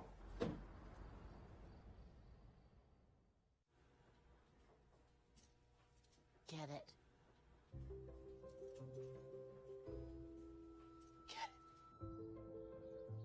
Get it. Get it. Get it.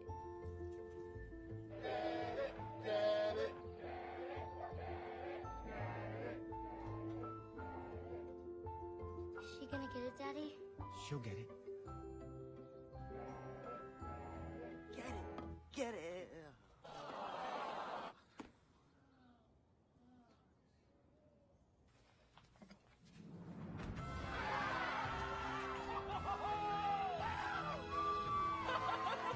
When you bring home a Goodwill find, you give your whole town a reason to celebrate because you're also funding local job training and placement programs in tech, healthcare, and more.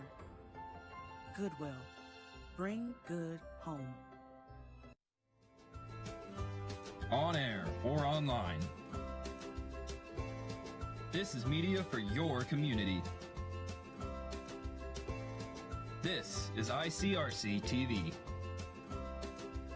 There's no better feeling than to be a part of a fire department. This is a family. Police officer, it's a great job. It really is. You never know what you're going to get. You never know who you're going to help. We're forgetting what's going on outside.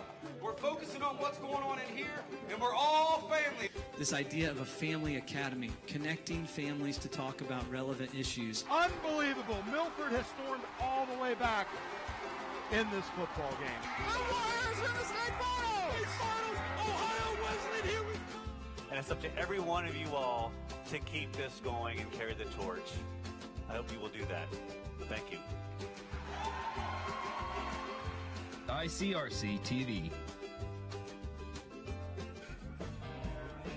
I'm Bill Bress, Glenn Olson back here at Mount Healthy High School where the Fighting Owls have a 20-0 lead. We'll talk more about that game here in a couple minutes, but let's go over what the other ICRC schools are doing here. Of course, tonight will be Division 1, 2, 3, and 7, and tomorrow night will be 4, 5, and 6. So, but we already got some scores in here, and it looks like for the most part our ICRC schools are not doing too bad. So, Princeton 47-0 at halftime. No surprise on that one. So, not at all. They will play the winner of the Elder Fairfield game next week. Should be a good one. Mason 27-2 over Lebanon. They will play the winner of the game that next one I'm going to be talking about. It'll be Colerain and Milford, and Colerain is 17-0 over Milford. That's a doable game for the Eagles, huh? A little closer than many had anticipated. Well, It'll be interesting to see what Tom Grippa can do in the second half. That will be interesting. Yeah, you're right. Play calling perspective. East, this is a number 8, number 9 seed. East is 21-10 over Sycamore. If East wins that game, it'll be East and West next week. That'll be a whole rivalry up there in the Lakota School District. In Division 2, this is somewhat of an upset here. Lima Senior 21-3 over Harrison. Harrison hosting Lima Senior. Right. I remember the days when Lima Senior was in the GMC. Mm-hmm. So, of course, we got 20-0 in this game. Now, tomorrow on Saturday will be Division 4 and 5, and we only have one Division 4 team, and that's Indian Hill. They have a first-round bye. They'll be playing the winner of the Oak Hills Batavia game. Indian Hill has their own TV people. They'll probably be doing their home games there on Indian Hill TV. And then Division 5 will be tomorrow, and that's going to be kind of a couple of interesting games here. One of them is Marymount Reading. We did that game a couple weeks ago, and Marymount won that game by 5. They're hosting Reading this week, but that could be my upset game. There you go. Could be. North College Hill, Purcell, Marion. We had North College Hill last week. They got kind of pounded by Roger Bacon, but they'll be hosting Purcell, Marion. I think the Trojans should win that game. Move on. It's winnable. And how about St. Bernard? Bless their hearts out there. Yep. First time in the playoffs, they play Rockford Parkway, and they'll be hosting them at home. They'll be down at Bram Vajtovic Stadium down there, and which is home of Roger Bacon. And speaking of Roger Bacon, number 1 seed Roger Bacon, they get a first-round bye. They're going to be hosting Summit Country Day in Carlisle, and did that game last week, Glenn, and Corey Kiner is the real thing. He has 4 touchdowns and only played about a quarter and a half in that game. He is the real deal. He's something special, and LSU's getting a great one. It goes without saying. That's right. But I see the Spartans, I think they have a chance to go pretty darn far in the playoffs right now. It's going to be interesting what they're going to do here. And St. Bernard, by the way, is in Division 6, too.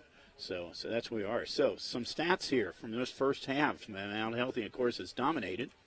Yeah, just 23 rushing yards for the Falcons compared to 196 for the Owls. Total offense, Mount Healthy has doubled up Fenwick, 226 to 113.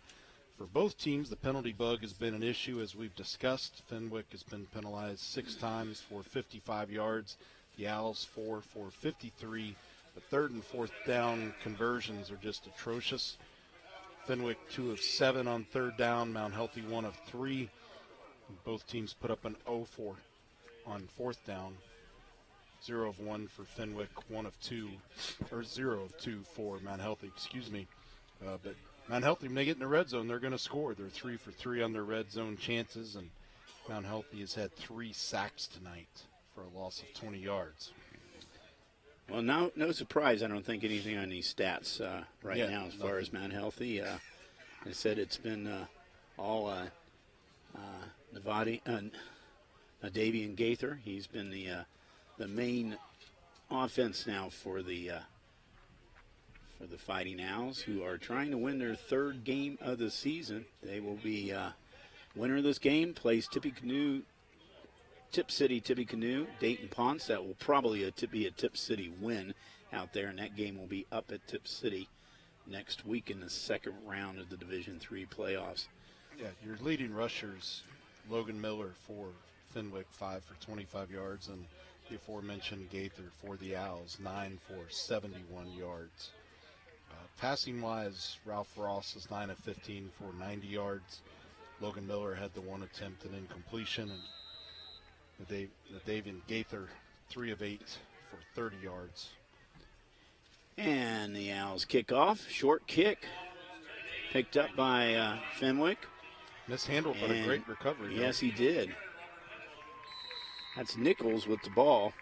Robert Nichols picked it up. He had a little bit of trouble handling in the beginning, but ended up picking up about 20-plus yards on the kickoff and gives him nice field position to start this 3rd quarter. And here you see the mishandled kickoff, and ordinarily that spells trouble, but boy, he immediately ran through 2 Owls. Yeah. Split them right up there, so nice job. Sure did, and Irel Casey put the stop for Mount Healthy, but good field position for Fenwick, Bill. Ralph Ross and company out on the field now for the 2nd half. Falcons are down 20-0. We'll be doing the playback times at the end of this quarter, so check for that. The 3 men in motion again.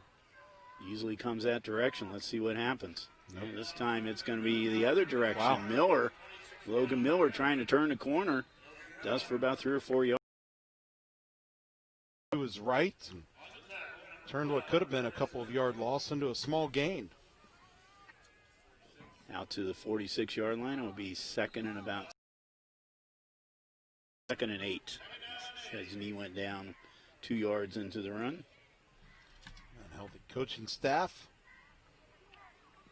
See what the chess match has in store. 2nd half of this playoff football game. Chess match between these coaches. 3 wideouts. Gives his to Miller. Miller picks up about 3 or 4 on that play out to almost the 50-yard line, out to about the 49. And he just tripped up there as he went through the hole. Somebody got him by the ankles. 3rd down, about 5. 3rd and manageable. But easier said than done, right? Yep. As we said, 3rd and 4th down conversions have been a trouble spot for both teams tonight. Fenwick has 1 receiver out wide. Everybody else, he has those trips in the slot now. They switched over to the left side. They like to run out of that formation. No, another man goes in motion. H-back. Uh-oh. And a little pass. Oh, nice grab by Miller.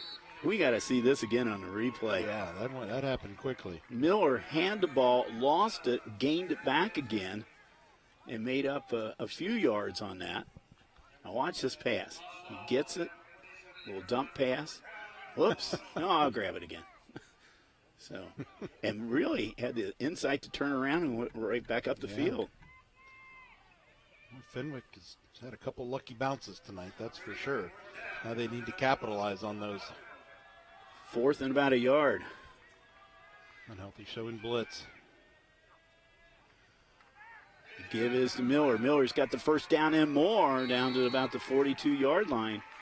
He needed 2. He picked up about 6. Nice play call and a good job of blocking all across the line, but now an injured player. It's like the first half started. Yeah, we had a couple of injuries in the first part of the game here, and that looks painful. But we have this one is one of your down line ones, Spencer Maring. He's a freshman, I think, or is that 57? I'm sorry, 57. I read it as 57. Jake Bainey. He's a junior. Bainey quickly gets up, though. He was in some pain early on, though. Yeah. I thought we were going to be here a while the way he was. Could have been a cramp. Sometimes they can really get to you quickly. He's kind of limping a little bit off the field here, so he'll have to come out for at least one play. Who would have thought cramping would be an issue in October? Really? In the first round of the playoffs. I love it. I'll take it. As I told you, our brief car ride before the game at that Indian Hill, Wyoming game down at Withrow a couple years ago, I think my feet are still cold from that.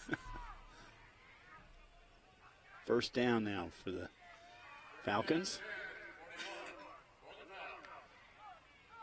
Give this to Miller. Miller, this time he is met by a whole host of owls and driven back.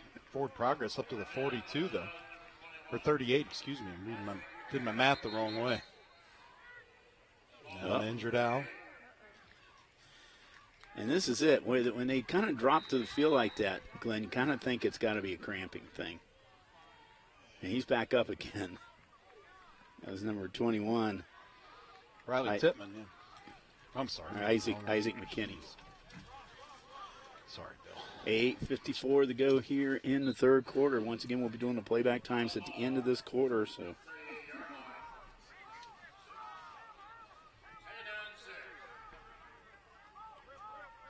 it's going to be 2nd and 6. Now we're going to get that trips bunch way off the line as opposed to tucked in tight. And he's looking at one of them. He's got a man out there, and nice catch. Was he inbounds, though? Out of bounds. That catch was made by Judd Hooks, but he was out of bounds. It's a nice play call, Bill. No, you're right. I mean, the blocking held up. It was a good pass, maybe a touch overthrown. Obviously, as it was caught out of bounds. Yeah. Yeah, just the barely. width of the chalk. I mean, if he'd have been able to keep that left foot in bounds, it could have been a fantastic play. Instead, it's a 3rd and 7. Now you're same formation again. Behind the sticks a little bit. Uh-oh, pressure. Ross over the middle, kind of a wobbly pass. He had his intended receiver looked like Nichols. Felt the footsteps coming behind him. Yep. 4th and 7, I'm sure they're going for it. Just a couple of overthrows tonight. The play calls are there. If the blocking can hold up for a second longer, split second longer, Fenwick might have a chance to convert one of these long passes they've attempted. They haven't punted. I don't think they've punted tonight, have they? They were in a punt formation and they did the fake punt, right. But they have yet to punt here. 4th down. Ross looking left. He's airing it out, and he aired it out a bit too much. There was 1 for 42, Bill, by Fenwick. Nichols was the intended receiver, but a turnover and downs. Mount Healthy will now have the ball for the first time in this half. And the Falcons ate up about 3 minutes and 40 seconds of the clock. Let's see what kind of defensive adjustments the Owls or the Falcons or offensive adjustments. I'll get it right here in a minute. Yep. Mount Healthy is bringing out to try to take advantage of Fenwick's defense. The Davian Gaither under center. Flag. And this by the side judge. That play just was developing way too slowly, I think, right now. Daniels was a carry.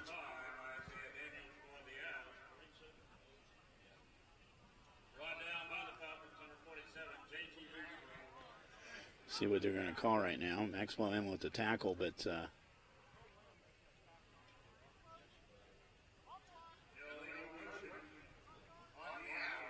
so it's a motion penalty. Brings it back 5 yards.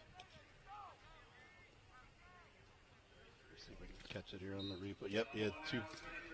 He had two in motion. Yeah, one flinched and one in motion. 1st and 15 now for Mount Healthy.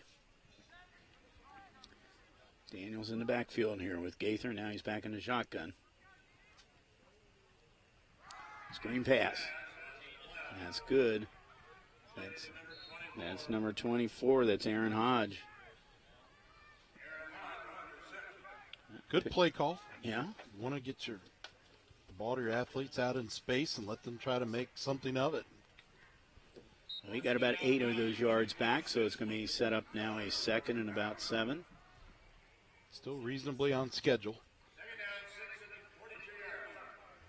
Ball to 42 now, so for Mount Healthy. Owls are up 20-0. And hopefully pass happy here. Yeah. Well, he said he was going to mix it up. Might be time for a run. Fenwick was ready for it. Fenwick knew. Fenwick both knew that. Daniels didn't get much on that play. So, looks like J.T. Maxwell in on that tackle. Called his name a few times tonight. Maybe Crouch might have to dig into his bag of tricks a little bit deeper. Maybe an option. Been known to run a flea flicker or two here. Gaither with Daniels in the backfield. That almost could have been a motion call there. Yeah, I agree. And the pass was intended for Jackson. If you watch us on this replay, Daniels actually turned and was going forward. Might see this again if we see this on the replay. He may not have had the snap count right and caught himself before his feet moved, but his upper body sure was leaning, huh? Well, meanwhile, though, we got a penalty on Fenwick. Big-time penalty. That's a 15-yarder. That's a big one on Fenwick. Well, that Unhealthy will take it however they can get it. Absolutely. Obviously. They're on the 42-yard line of Fenwick right now, so with a new set of downs. Showing blitz. Gaither back to pass. And he's got Jackson open, and he caught the pass at about the 10-yard line, but where it's going to pushed off. Yep. It's going to be offensive pass interference, possibly on Jackson, but let's see what they call it. I like the play call. Oh, yeah. But, there's only so much you can do to gain separation. Well, you if know it what? is indeed offensive. It might not be. No, it's on Fenwick. So it's going to be on Tippmann then. So it's declined. So the Owls have it 1st and goal at the 9-yard line. And maybe that little arm, that right arm Tippmann got in there. Just enough to trigger the flag. Fighting Owls knocking on the door again. 3-3 in the red zone. Uh-oh. That's the give is to Daniels, it looks like. That was a busted play. Nobody went where they were supposed to. I think that's why Middletown was able to get in. Cornish with the carry. They shift into that I quite frequently. Right.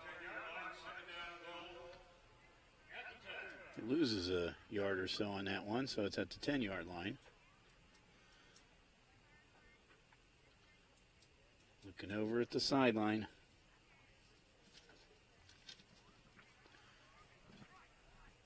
Clock is ticking. It's under 6 minutes to go here in this third quarter.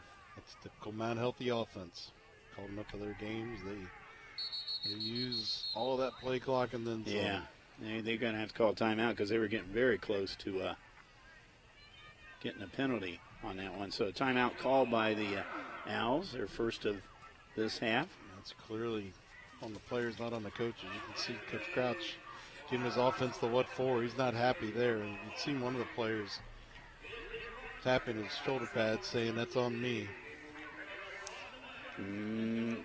Mount Healthy, we mentioned, was in their 14th time in the playoffs. Bishop Fenwick has been in the playoffs 18 times. This is their 18th time. They have been, of the 18 times they've been in the playoff, Glenn, they've been in the Final Four 9 times. That's a pretty darn good percentage. That's amazing. And, Fenwick being a smaller school kind of flies under the radar in the media market here in Cincinnati. They've had 2 state championships, a state runner-up. Last time they were there in the playoffs was 2015. But it's interesting because 1972 is when they started the playoffs. They were in the first year of the playoffs. Then the next 2 years, 73 and 74, they won state championship. That would probably be, I want to say Class A, probably at that time. Back then, yeah. And then they were second in 1984. I guess you could say the Falcons are a frequent flyer in the playoffs. Absolutely. Well, 14 times for the Owls since 2001. There's some trickeration. There's Hodge. Hodge, 5-yard line down, and is he in the end zone? Yes. Wow. He found a way to slip through there and get into the end zone for 10 yards. Hodge made up for whatever that mental mistake was on the previous play, forcing the timeout. So Hodge with the 10-yard run. And for Hodge, that's his 5th touchdown of the year, 2nd on the ground. The other 3 were receiving. Boy, he managed to stay in bounds with those Fenwick defenders falling in front of him. Here's a great angle of it, though. Yeah, this is a good angle right here. Great job by our ICRC. Yeah, look at that. I mean, I thought he was out of bounds. Yeah, I did too. And Mount Healthy's calling another timeout. I call a timeout on a special teams play. Yeah, well, is that an equipment issue? Well, or are they going to decide? It was definitely a timeout, but why? Unless they're going to decide, well, they look like they were lining up for a 2-point conversion again. So 26-0 is our score with 5:33 to go here in the third quarter. Yeah, I don't think the offense was on the same play or on the same sheet of music as the coaching staff. Pardon the cliche, but you could see Harvey Crouch saying why before we got away from him a moment ago. Yeah. He is not a happy camper over there right now, you might say, right? You never know. His team's out in front by 26 and trying to make it 28. Are they going to kick this year? It looks like we got a kicker lining up. Now you get to say it. I know. It's Hector Lopez Sanchez now for the extra point. He missed the first one. Davian Gaither is a holder. The kick is up. This one is no good. Off to the left. Wow. A little bit of a low snap, you'll see if we get a replay of it. But, boy, he was perfect coming into tonight, and now the poor kicker can't buy a break. Mr. Lopez Sanchez. Here it is. Here's the replay. Snap was a little low, and he just hooked it. He hooked that big time. Been watching my golf game. I was going to say that looked like one of my golf shots the other day. So I think his one might have went farther. I'm not sure. Anyway. You have seen me golf. But nevertheless, the Fighting Owls have a 26-0 lead here with 5:33 to go. In case you're wondering, it has to get to 30 points for that running clock, so we're not there yet. So we'll see what happens. Well, with the game time temp of 76 degrees, I'm not as eager for the running clock as I would be in a normal playoff scenario in November. How about that? Yeah, there you go. There you go. Tomorrow night, ICRC will be covering the Marymount Reading game, and that's going to be the Marymount announcers. They got that TV class there. They do a great job, and those young men are going to do the announcing of that game tomorrow night. So great for them. It's a good experience. Absolutely. So, yes, and we have, that starts with October 10th, I believe, Josh? Yeah, that's tomorrow, yeah. watch on ICRC-TV. Josh Semstroff did a great documentary on the Doughboy statue in Reading, Ohio. And we did a little thing a couple weeks ago at the Reading game about that, little preview of that. It is a great documentary celebrating the World War I vets. And Josh did a fantastic job putting that thing together, and I think you're really going to enjoy it. And that starts tomorrow on ICRC-TV, so watch for it. So much civic pride in Reading. Absolutely. And I learned more about that Doughboy statue than I have in a long time. So, and I've lived in the Valley most of my life there, so a good chunk of my life, I should say. Wait a minute. No, I don't live in the Valley now. So 20-some years. So I lived there, but and I didn't know about all the history behind it. So look forward to dialing that up. Fenwick now picked up about 5 yards in that one, 4 or 5 yards, and second and 6. Right in between. There they go again.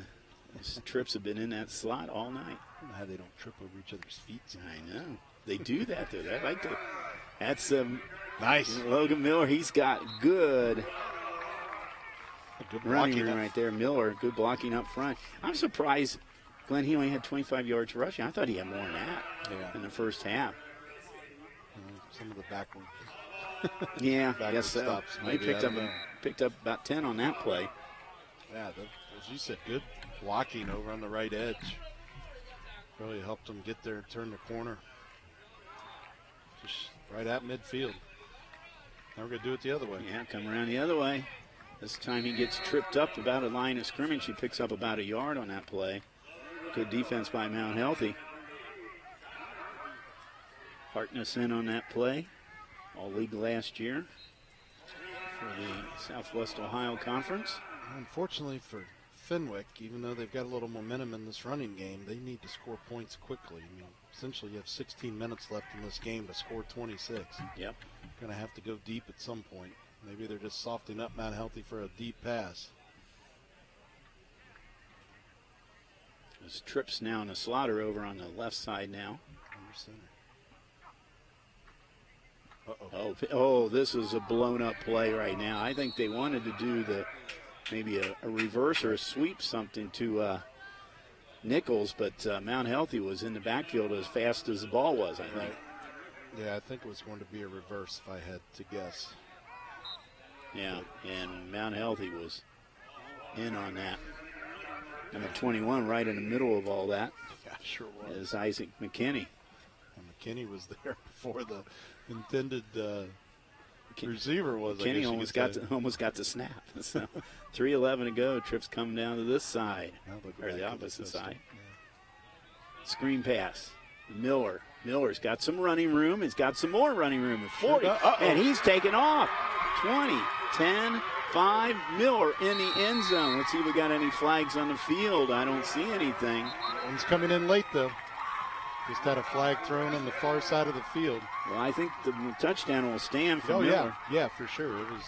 It was the antics afterward. Miller, 53 yards.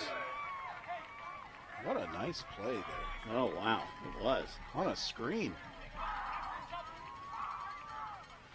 Actually, it was screen pass, so we don't give him the rushing yards, but he did a lot of nice yards on them. Sure did. So that's Ross to Miller. Ross' 4th touchdown pass of the season. For Miller, it's his 3rd touchdown of the season, I should say. He's got 1 receiving. It's his 2nd one receiving, got 1 rushing. Wave the flag off. Derek Morris. That's a little bit easier for Derek Morris than those field goal attempts. Yeah, so Morris's PAT puts the Falcons on the board here at 22-7. Well, if you go by where he caught the ball at, that was 61 yards. And just enough in the tank to outrun the trailing Mount Healthy defender.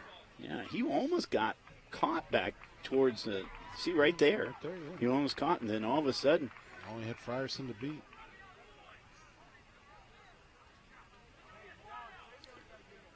So the Falcons on the board here with the Ross to Miller. I think we call it 53 yards. You said it was 61, but I know you got it in the screen and backfield, but I think we call it 53 yards.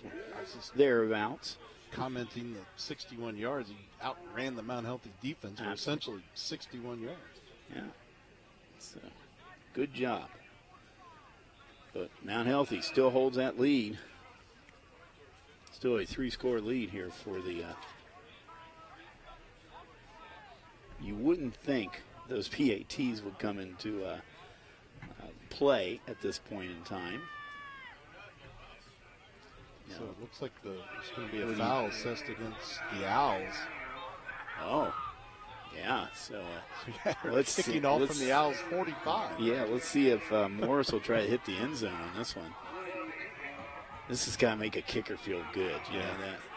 I'll get that touchback one way or the other. He drills it into the end zone. He drilled it out of the end zone. Just took out our camera operator back there. I know. He did. Our camera person picked up the ball out there. Who we got out there, Josh? Who's on the field? Hazard pay. Kelly Reeves down there. Kelly, nice job. Callie picked up the ball down there. Nice job, Kelly. Intern, ICRC-TV. And look at this. Look at that ball right at the camera, and she stayed right with the shot. Sure did. Yes, there you go, Callie. Nice job. We are lucky every week to have such a good crew. We are. I've said many times before, if we didn't have this great crew out here, Glenn and I'd be up here talking to ourselves, which would be kind of weird. You know? We'd be talking to each other, but I guess. Anyway, great job. Oh, we got a. You're going to answer back. Going to go. Ankle tackle. Ankle tackle coming down. Was that Gaither? I can't tell right now if it was. Yeah. So Gaither picks up 29 yards on the play. Touchdown saving tackle by Logan Miller and an ankle tackle, as I said. You can see Miller dive. Logan Miller is making it. All he gets is look at that. Is the ankle. That's all you need. That's right. Just trip him up a little bit. Miller's shining on both sides of the ball tonight. The Falcons need it with all the injuries. Gaither with the pass. That's Hodge. Hodge has got some running room. Boy, he knows how to dance along that sideline, doesn't he? He does. He must have been a tightrope walker in a previous life. My goodness. We'll Talk about awareness. We'll call him Mr. Walinda. He probably doesn't even know who the Walindas are. I was thinking it, but I wasn't going to say it. Oh, wait a minute. You got to think about it. Okay, well, definitely he would. Well, I didn't have to think about it. I just was thinking he probably doesn't know what you're talking about. Aaron, you got to look that up, okay? The Walindas. Google it. I guess he has done a couple specials on TV here. Yeah. Is there any of them live? Yeah. I tell you, the family's had it tough over the years, but. It's a lovely job to do that. So we go from tightrope walking to 1st and 10 at the 37-yard line. Well, it's a reverse coming back the other direction here, but Fenwick's, that's Cornish, but Fenwick was right on top of that. They sure were. No element of surprise or being fooled there. I think what happened, you see where Aaron, you see how he did Trey did he tried to cut in. I wonder if he would have been more successful. He kept on going, trying to string out the defense here. As soon as he cut in, that's when he got taken down. Logan Miller, one of the Falcons in on that tackle. We keep calling his name tonight. A loss of 3 on that. It's a long 3. Gaither airs it out. And he overthrows his intended receiver down there, which I believe will be Mr. Jackson. Jack Ryder in coverage for Fenwick. Christian Jackson, a 6'1", 165-pound junior for the Fighting Owls. Their only senior is Ornelas, Juan Ornelas. He's one of the one of the offensive linemen. He's the only senior on that side of the ball, which is so interesting because their defense is 10 seniors. Right. Role reversal next year. Well, he's getting a little bit of pressure on him, but nice dump pass to Jackson. Nice to Jackson, I think, was it? Daniels, yeah. Isaiah Daniels. Little dump pass to him because he was getting really pressured by the. He was lucky to get that off. They're coming in, but look at this nice dump pass. He found Daniels. Daniels picks up about 15, 20 yards on that play. They're down now to the 23-yard line. Logan Miller there with the tackle again.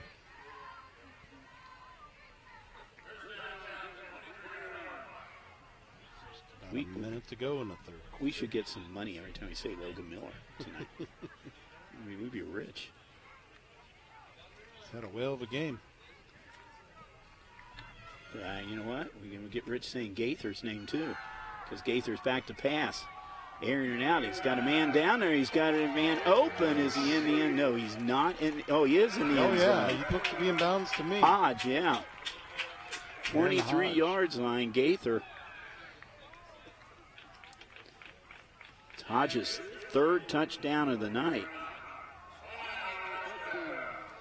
Came into this game with 3, so he's doubled his output, right? Yeah. 39 seconds ago here in the third quarter. Pretty ball by Gaither. Right on the money. Watch this. Hector Lopez Sanchez trying to get his first PAT of the night. We are rooting for Hector now. And you know what? Drilled it right down the middle there. There you go. Chance to exercise some demons. Mr. Sanchez makes that score now, 33-7. And really, it's a good thing for Fenwick they got the touchdown. Or else we would have been on the running clock by now. It was down the middle enough. Put it that way. We still had a little bit of a hook on it. Yeah. A nice adjustment. Keep it between the uprights. So Sanchez was 4 for 5. I had him 4 for 5 coming into the game tonight. And he is 1 for 3 tonight, I think. 1 for 3. I think they tried two-point conversions, so I think he's 1 for 3. 1 for 3, yeah. Yeah, because he was perfect and he missed 2. So 1 for 3. So, Fighting Owls with 39 seconds to go here in the third quarter have a commanding 33-7 lead. Probably the prettiest ball we've seen Gaither throw all night, I think. Yes. To beat a dead horse. But he led him perfect, too. It was a really good job. And Logan Miller picks up the ball. Logan Miller tries to look upfield, gets up to about the 35-yard line. Not awful field position by any means. You know what? Our clock didn't move. Okay, so we get a little 8-9 seconds extra here. See if the officials catch it. Fenwick's not going to complain. No. But they'll take any time they can get. Okay, all right. No. Fenwick over on the side. Did they call a timeout? Well, they're coming out right now. Well, I tell you what, they didn't call a timeout. They're on the clock right now. Going to have to be a quick snap. They're at the 35, but they don't get the ball snapped here. They could be a little bit 5 yards back. They do. Low snap. Not healthy. Having to adjust on the fly. Ross. Oh, his receiver fell down. Turf monster got him. Yep. That was Judd Hooks. Slipped on the turf down there. You gotta feel bad if you slip on an artificial turf. It can get slippery. It can get. Oh, I know. It can get slippery a little bit out there. You know, if there's a little dew down there in the field. You know, there was a few slips in the Bengals game last week, and there was, it hadn't rained in a couple of days. At that point, so. Yeah. Sometimes you just have the wrong shoe on and catch the wrong piece of turf. Maybe, I'm not sure. It's like my junior high kids. They trip over their shadow when I had them. That's what I went. Someone tripping a hole and tripping over your shadow. His trips now are lined up in receiving position on this side. Ross dumps it over, and just about intercepted there. right into the hands of Harry's Lindsay, and he just couldn't hang on to it. Lindsay's going, oh. That was a dump off because of the pressure coming from up front. Lindsay from his linebacker position was in the right spot. But I would think if Lindsay got that, he would have been a pick six. But as it is, it's called third down. The old joke goes, that's why he plays defense, right? Yeah.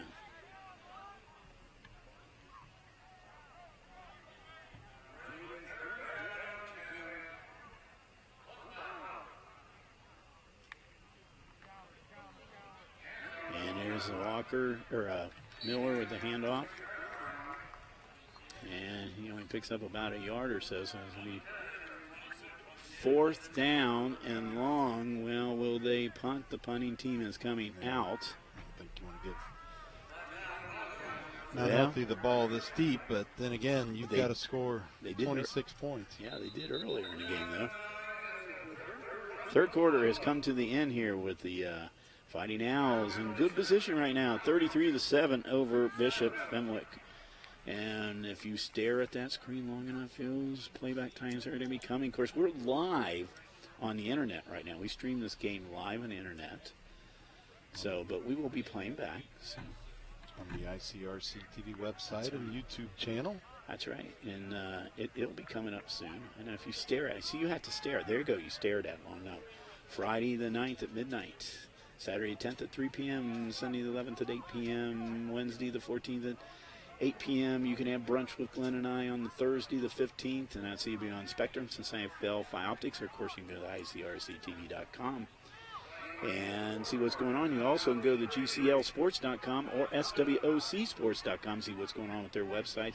Thank very much here to Lori Miller, Athletic Director here at Mount Healthy. He supplied us some information with us, provided us with this great place in the press box. Thank you very much, Lori. Also to the coaches, George Moore, Harvey Crouch, Josh Stemstroff, and his great ICRC volunteer crew. How that? One breath, I got them all out there. Fourth quarter. Practice that all week, didn't we? Yeah, there you go. Here's the kick. And it's a pretty good one. Yep. Oh, no. Drops it and picks it back up. I think that's Gaither. Gaither. He did a good job dropping that, picking it back up again. And picked up about 10, 12 yards on the play. Yeah, sure did. Does it all. You know, you put the ball in the man's hands is dangerous. One person they didn't want to get it in the hands of tonight is Trey Cornish, because he averages 23 yards but had an 80-yard touchdown run or kickoff return. He picked it up. Nice job of getting it right back in his hands there. Cornish had an 80-yard kickoff return against Harrison a couple weeks ago. Wildcats lost a lot of seniors off that team that we watched advance to the regional finals last year before succumbing to eventual state champion LaSalle. Yeah. And let's see if the Lancers will try to repeat this year in Division II. Got all the talent in the world, but they've been inconsistent at times. But we've got great athletes, great coaching staff over there. Always, of course, playing the GCL week in and out. It's going to make you tough. You play that tough schedule, and of course their non-league schedule is just as tough.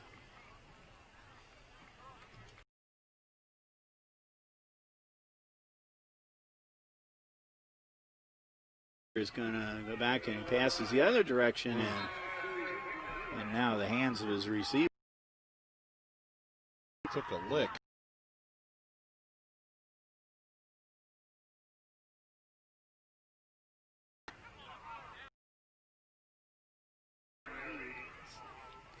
I heard a PA announcer say the intended receiver, but boy, Reed took a lick whether he would have caught that one or not. Ralph Ross was right there. Ross came off the field very gingerly in the first quarter, and we quite honestly didn't know if he was going to come back again, but he was back about 3 or 4 plays later, and has played ever since. Yeah, next time we had seen him, he was over on the trainer's table, and his leg up, and then all of a sudden he's back out there. So the trainers did their job. There's reverse coming around this direction now. That's Cornice.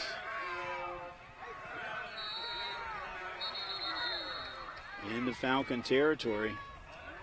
Nice run for Trey. He picks up about 15 yards on that play. He was brought down by Ross. We were just talking about him. Then he gets the tackle. 18 yards, we'll call. Nice little reverse. Get a horse collar, maybe? Ooh. Looked close. I don't see a face mask indication there. You see it, too, if you're paying attention to your screen. Get word from the truck that it is indeed going to be a face mask. And against the Falcons, it looks like. Still talking about it. Here we go.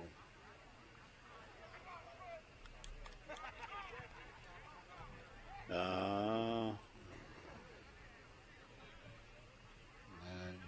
don't know. know. There was enough there for a penalty.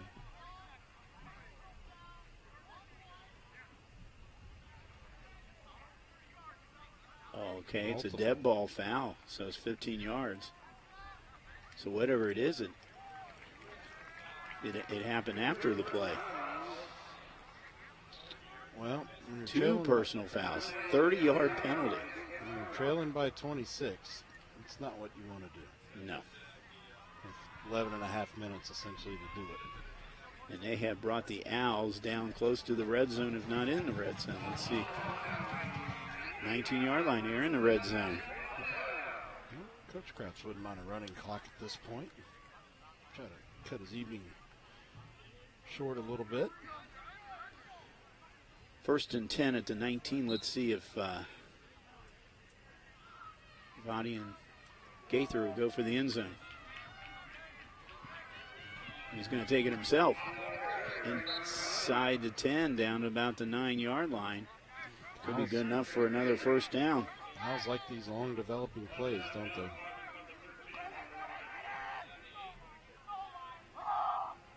Actually, I think this was 14. Number 14, yeah. This is Keontae Green. Keontae Green. He's a junior. First time we've called his name tonight. He's listed as a defensive back.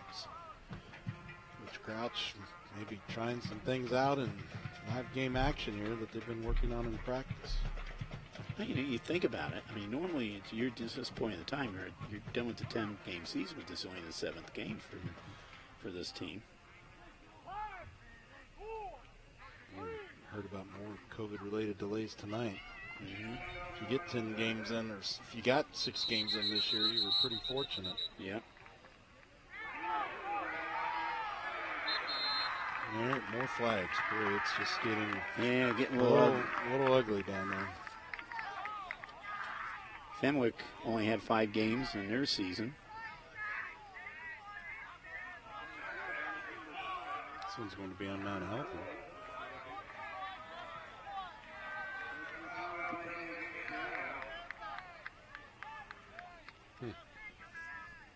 No, no keys to the game. Avoid the big penalty. Don't need a big one here when you're firmly in control of this game. Fenwick had a 30-yard penalty. Now Mount Healthy comes back with a 15-yard penalty. It was 1st and goal from the 9. It is now 1st and goal from the 2nd and goal. 2nd and goal from the 20. So they're almost out of the red zone. Long way to go and a short time to get there, right? Clock is running now. We're approaching the 10-minute mark of this game. And all that. Timeout. And I believe that is their final timeout because they took a couple of them in that third quarter there. Yeah. So I think that's their last timeout that they have. Go ahead. I was going to say, good opportunity here to get this game into the running clock fashion and try to cut your evening short a little bit, as I said a moment ago, and potentially limit the number of plays or athletes are on the field and being exposed to injury. You talked about the when this Southwest Ohio Conference was formed back in 2012. Mount Healthy did win the league championship the first 4 years, and they were in that 4-year period of time. They were 25-1 in league play. Amazing. over those years. So Think they've the never had a teams. losing record. Well, they did have a losing record this year in league play. It's the first time they've had one. Talk about teams with a long, proud football tradition like Harrison that we've talked about, like Edgewood. Just amazing, an amazing accomplishment. This league lost Little Miami this year. They went over to the ECC. There's a pass, a little crossing pattern. That's good. Threading the needle. And that is Jackson.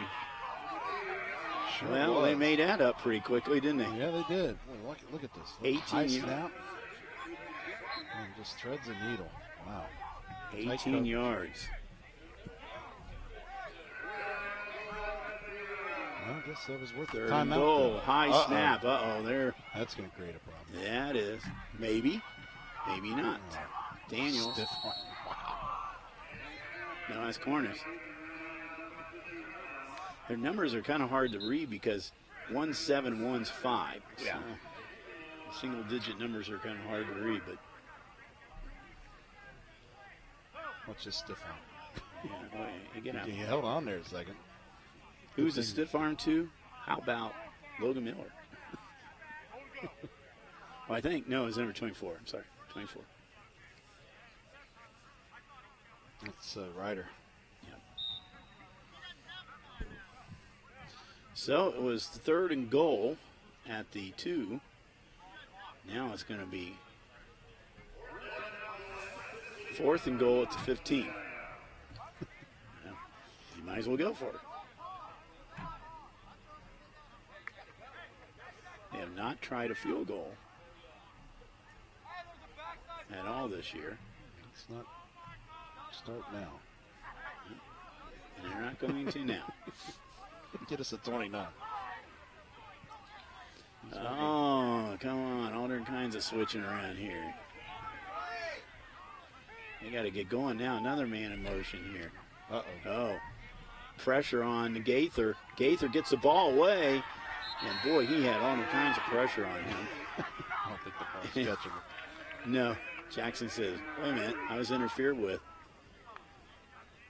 Gaither under all kinds of pressure, as you saw there right off the bat.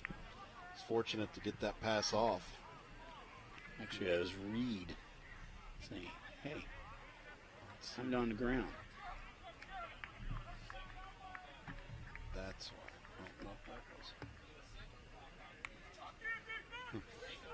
Well, it's a change of downs. So we are still not going to.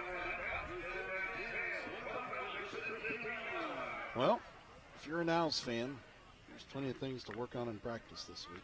Yep. So if you're an Owls fan, you're happy because your team looks like it's going to roll on to the next round of the playoffs. Ross. Some personnel issues for the Owls there. One of their defensive ends late getting out on the field.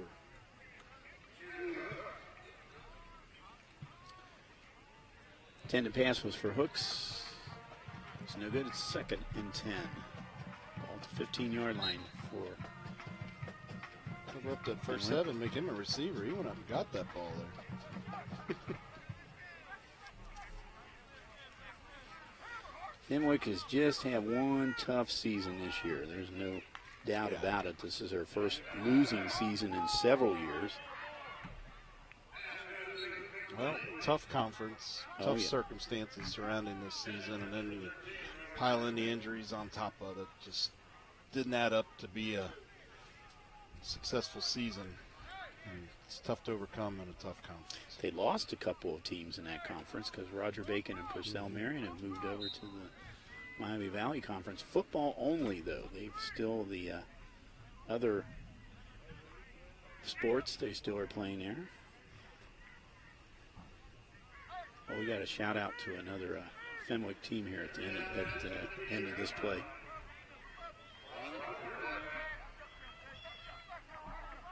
Ross with his trips now in wide receiver position. Gives the other day to Miller.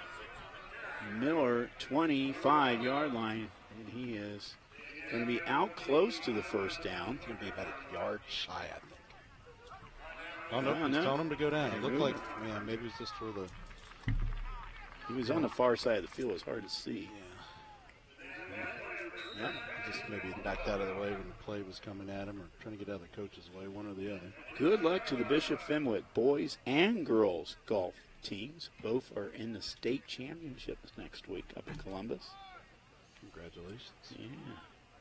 Also, volleyball coach Tyler Conley got his 150th win as a coach, and it was against Roger Bacon, one of the best teams in the state. So congratulations to him. That one doesn't go anywhere as the Owls defense comes in big. Yeah, sniff that one out, huh? So we're down to under 8 minutes ago here in this game. It's been all Mount Healthy tonight. Gaither's had 2 touchdown passes to Hodge. He's run for 2 touchdowns, and Hodge has run for a touchdown.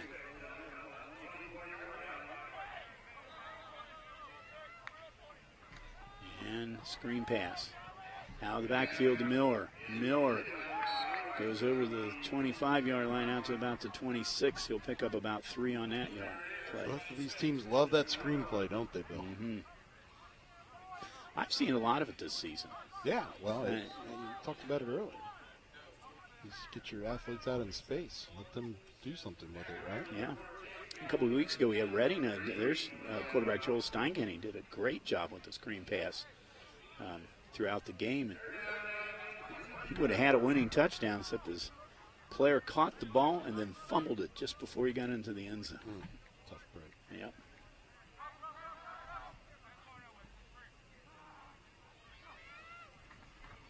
Pitches to Miller. Miller out to about the 29-yard line. Well, Logan Miller's going to wake up sore tomorrow. He's taken some hits on offense, and the work he's done defensively and in special teams. He's everywhere. Doesn't appear to be wearing a flak jacket of any type either. Nope. 4th down, they're going to go for it. I'm going to look at him there. You can tell he's physically, man. This game's taking its toll on him. Still 6 minutes left. 5'10", 180 pounds senior. Now, this might not be his last game. As I said, Coach Moore was saying if they get out of the playoffs, they're thinking about picking up some games here if they can. And this time he overthrows Miller, and that's a change of downs. So Mount Healthy will get great field position here with 5:57 to go in the game. You know, Bill, the private schools and the Catholic schools have really done a good job within their own network, if you will, of finding games to play this year. When, you know, take, for example, the GCL, nobody wants to put Elder, Moeller, St. X, or LaSalle on their schedule, so they've sometimes had to hop in the bus and drive several hours to find an opponent. It's usually another parochial school out of state or in another part of the state. Well, Coach Moore told me the other day that, you know, if he picks up a game, it most likely won't be a GCL co-ed team. But he said, you know, he's willing to look anywhere in the Dayton, Cincinnati area for somebody to have a game. Well, you figure this, 664 teams in the playoffs, 332 are going to be out of, are going to be done with their postseason. Cornish with the nice run. So you got some opportunities there. So we'll see what happens. Like I said, Coach loves this. Nice flexibility. Athletic director, nightmare. Play while you can. Yeah. And he said some teams are going to do it, but some are not. I know that some teams said once they're done with the playoffs, they're done. There he is into the end zone.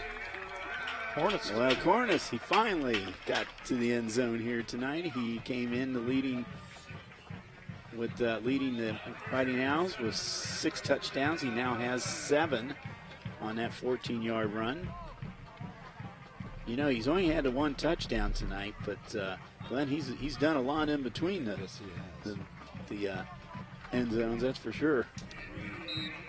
Coach Crouch had told you he was going to be an integral part of the game plan tonight, and that he has been. Lopez Sanchez on for the extra point try. Sanchez up. Did he get this one? Yes, he did. 2 for 2 here. 2 in a row. I knew thought from previous trips here there was a play clock. You see there is a play clock in both end zones, but not illuminated tonight. No, not. Right there in the middle. All right, we've got a 33-point lead with 5:30 to go, so that means that. Should we start getting our stuff all gathered up here, or what do you think? Not that late.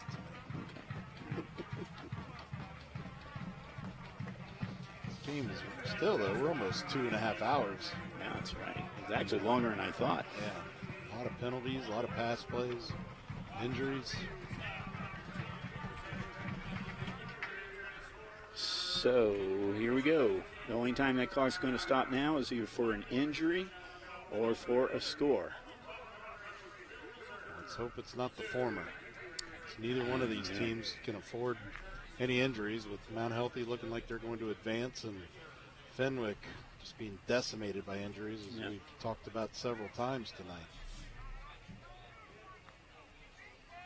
And a lot of these players start getting ready for basketball tryouts here. That's at true. the end of the month, so that's true. Open gym and things like that. Nichols, Miller back. Sanchez with the kick, and the ball blows off of the tee. We'll start all over again. Not very windy, so he must have had that thing just hanging on by a thread. I know. I'm looking up, the trees aren't even moving. It's that little gnome out there in the field that got that. There he goes. Nice kick. Miller on the run. Good or clean. He did a nice job, I think, Glenn, on as he kicked it to the side. Miller got it on the run, but he really didn't have much place to go to. His momentum was taking him out of bounds. Right. It's probably smart just to go ahead and get out of bounds and save some time for the offense. So we got 5:26 to go in this game. As soon as these teams, as soon as they get the ball down, lined up, this clock will start. Timeout? Unless they call a timeout. Well, that's another way you can stop the clock. Just got a timeout.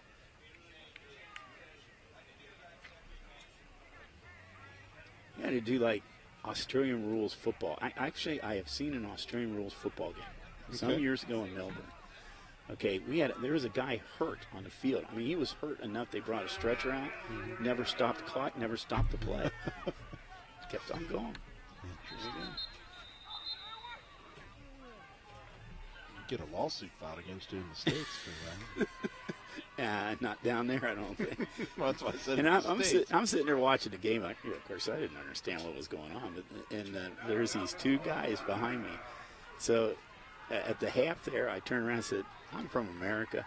I don't know anything about this game." Those guys said, "Oh, come up here. We'll tell you all about it." So the second half, they're telling me everything about it in that thick Australian accent. And I still don't quite understand exactly how it works, but it's interesting. It's interesting. So how are the crowds there? Is it rowdy like a soccer game, or is it a little more subdued? The thing about it is, it was in the Olympic Stadium here in Melbourne, which is a 100,000-seat stadium. Wow. There's probably, I just picked a game just for the heck of it, because I just want to see it. So anyway, there was like 10,000 people in there. So I asked the guy, I said, "Why is there so few people in here?" He says, "These are the two worst teams in the league." I said, "Oh." You could have stayed in Cincinnati and saw that, right? Down on the river. Could have watched it on ESPN, I guess. It was interesting. It is to Miller. Of course, if you're of a certain age, you remember when ESPN used to show Australian rules football during the mornings and afternoons. But I think you saw a little of that coming back during the pandemic because of the lack of programming opportunities. Yeah, exactly. That was Jacob Davis, by the way, on that play. It is. Quite an interesting game, but boy, I tell you, they're tough out there. I mean, they tackle out there and everything. They don't have the equipment that these guys have. You got to be a tough guy out there to play that game. So, change in quarterback for the Falcons. Bryce Pierce. He's come in at quarterback. He's number 37. He's a sophomore. Gosh, you ever had number 37 at quarterback? He's listed as a defensive end. Yeah. Well, hey, live game reps. Exactly. If you're going to continue on to play, 3 more football games, you got to have somebody healthy, right? Exactly. And both teams getting into their rosters here a little bit, it sounds like. Pierce in the backfield.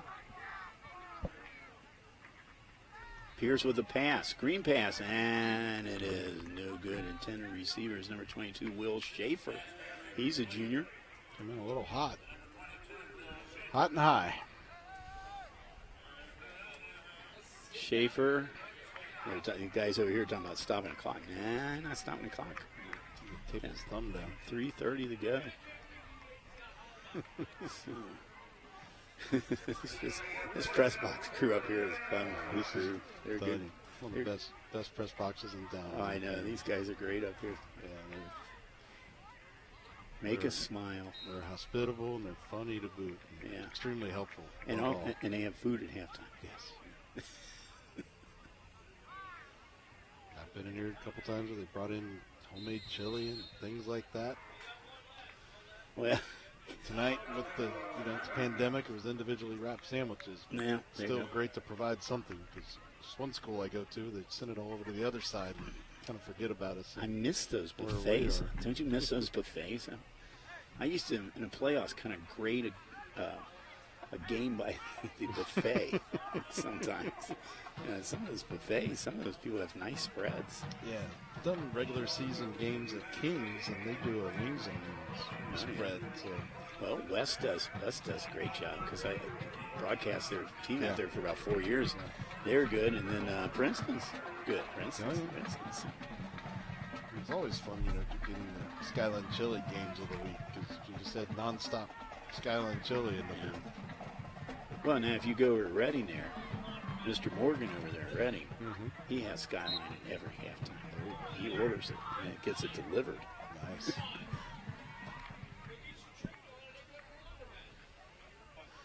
$3:02 to go. And wobbly punt. Ross does the job. Yeah. Ralph Ross with the punt. He came in at least for the punt. And the ball is going to be at about 39-yard line here for Mount Healthy. And the Owls right now, they can take a lot of time off that clock just by waiting. So it stops on change of possession. The clock does. No, it doesn't. No, as soon as he gets it set, as soon as he gets as soon as he gets the chain gang set, he starts it. Honestly, I haven't had a lot of running clock games in the past few years since that rule was implemented. No, we haven't had a lot, but I think I told you before the game today, we had one at Reading Finneytown a couple weeks ago. Running clock went halfway through the third quarter. They had 4 injuries and 4 scores. It's the longest running clock I've ever had. Did they jump in the zone? I think they did. Was he pulled into the zone? Let's see what happens. Mount Healthy's plodding right there, so that's an encroachment on the Falcons. I thought there was a flinch on Mount Healthy, but obviously referees thought otherwise.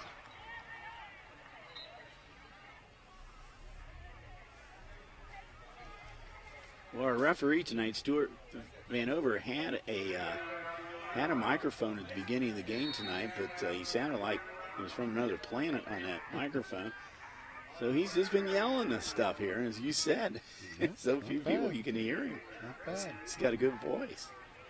Must be a teacher. Quarterback change for the Owls, too. That's Troy Montgomery. And drop ball dropped. Inexperience there. And it was picked up. Nope. Nice recovery by number 11 there, Troy Montgomery. He is the new quarterback in. Sophomore. Montgomery quick enough to follow the play there and saw the fumble and fell on it. There's the pitch. And this one's not going anywhere. Fenwick did a nice job of telegraphing that play. That was Michael Lally. He's a senior linebacker. 26 was Demetrius Whitehead. And Whitehead not going anywhere. Mount Healthy kind of going backwards right now. Now we got 42 seconds to go. It's 4th and 7. So they can actually milk this clock down pretty far. Take a delay game back They up could 5 take more they, yards. they could take a time. They could take the penalty. They might take the penalty. They don't look like they're in any hurry right now. I think they're going to take now. Here they go. I think you're as much of a threat with 33 seconds left. No. And on 4th down play. Well, nice spin moves, but could result in a net gain. Deontay Green. Now, it's a change of, they're going to change the sticks right now, but as soon as they change the sticks, the clock's going to start going, so I don't know if Fenwick's going to get a chance to get another playoff. The Owls will be moving on to play either Tippecanoe or Ponce next week. I'm anticipating it being Tippecanoe, but we'll wait for official confirmation of that. And if so, that game will be up at Tip City, Tippecanoe. If you're not familiar where that is, it's a little bit north of Dayton. You go up north of Vandalia, and then Tip City's about another 6-7 miles up there. It's just south of Troy. So that's where they most likely will be going next week, but at least they'll still be in the playoffs. Fenwick, well, they'll be looking for an opponent. If you're listening to this game tonight, you're an athletic director, you want a team to play, I think you might be looking for a game here. So we'll see. They will give you a game. Glenn, it's great working with you again. It's been entirely too long. Hard to believe it's been 11 months. Well, let's see if it will keep going here as the weeks go. And we have, the clock has run out, and the Mount Healthy Fighting Owls are a 40-7 winner over Bishop Fenwick Falcons here. Well, final thoughts here, Glenn. Mount Healthy with some things to clean up in practice this week, but obviously they're loaded with talent and they have a chance to improve upon their record. For Fenwick, give them credit. Despite the injuries, they put up a valiant fight, but in the end, they were just outmatched, Bill. And I think right now, Harvey Crouch's crew came out of it basically unscathed tonight. We didn't see any real injuries out there. So it looks like they'll be ready for next week's game in the second round of the playoffs, and that's where they will be playing. Thanks to Josh and the entire ICRC crew. This is Bill Bretz for Glenn Olson. We'll be seeing you sometime probably next week with ICRC football.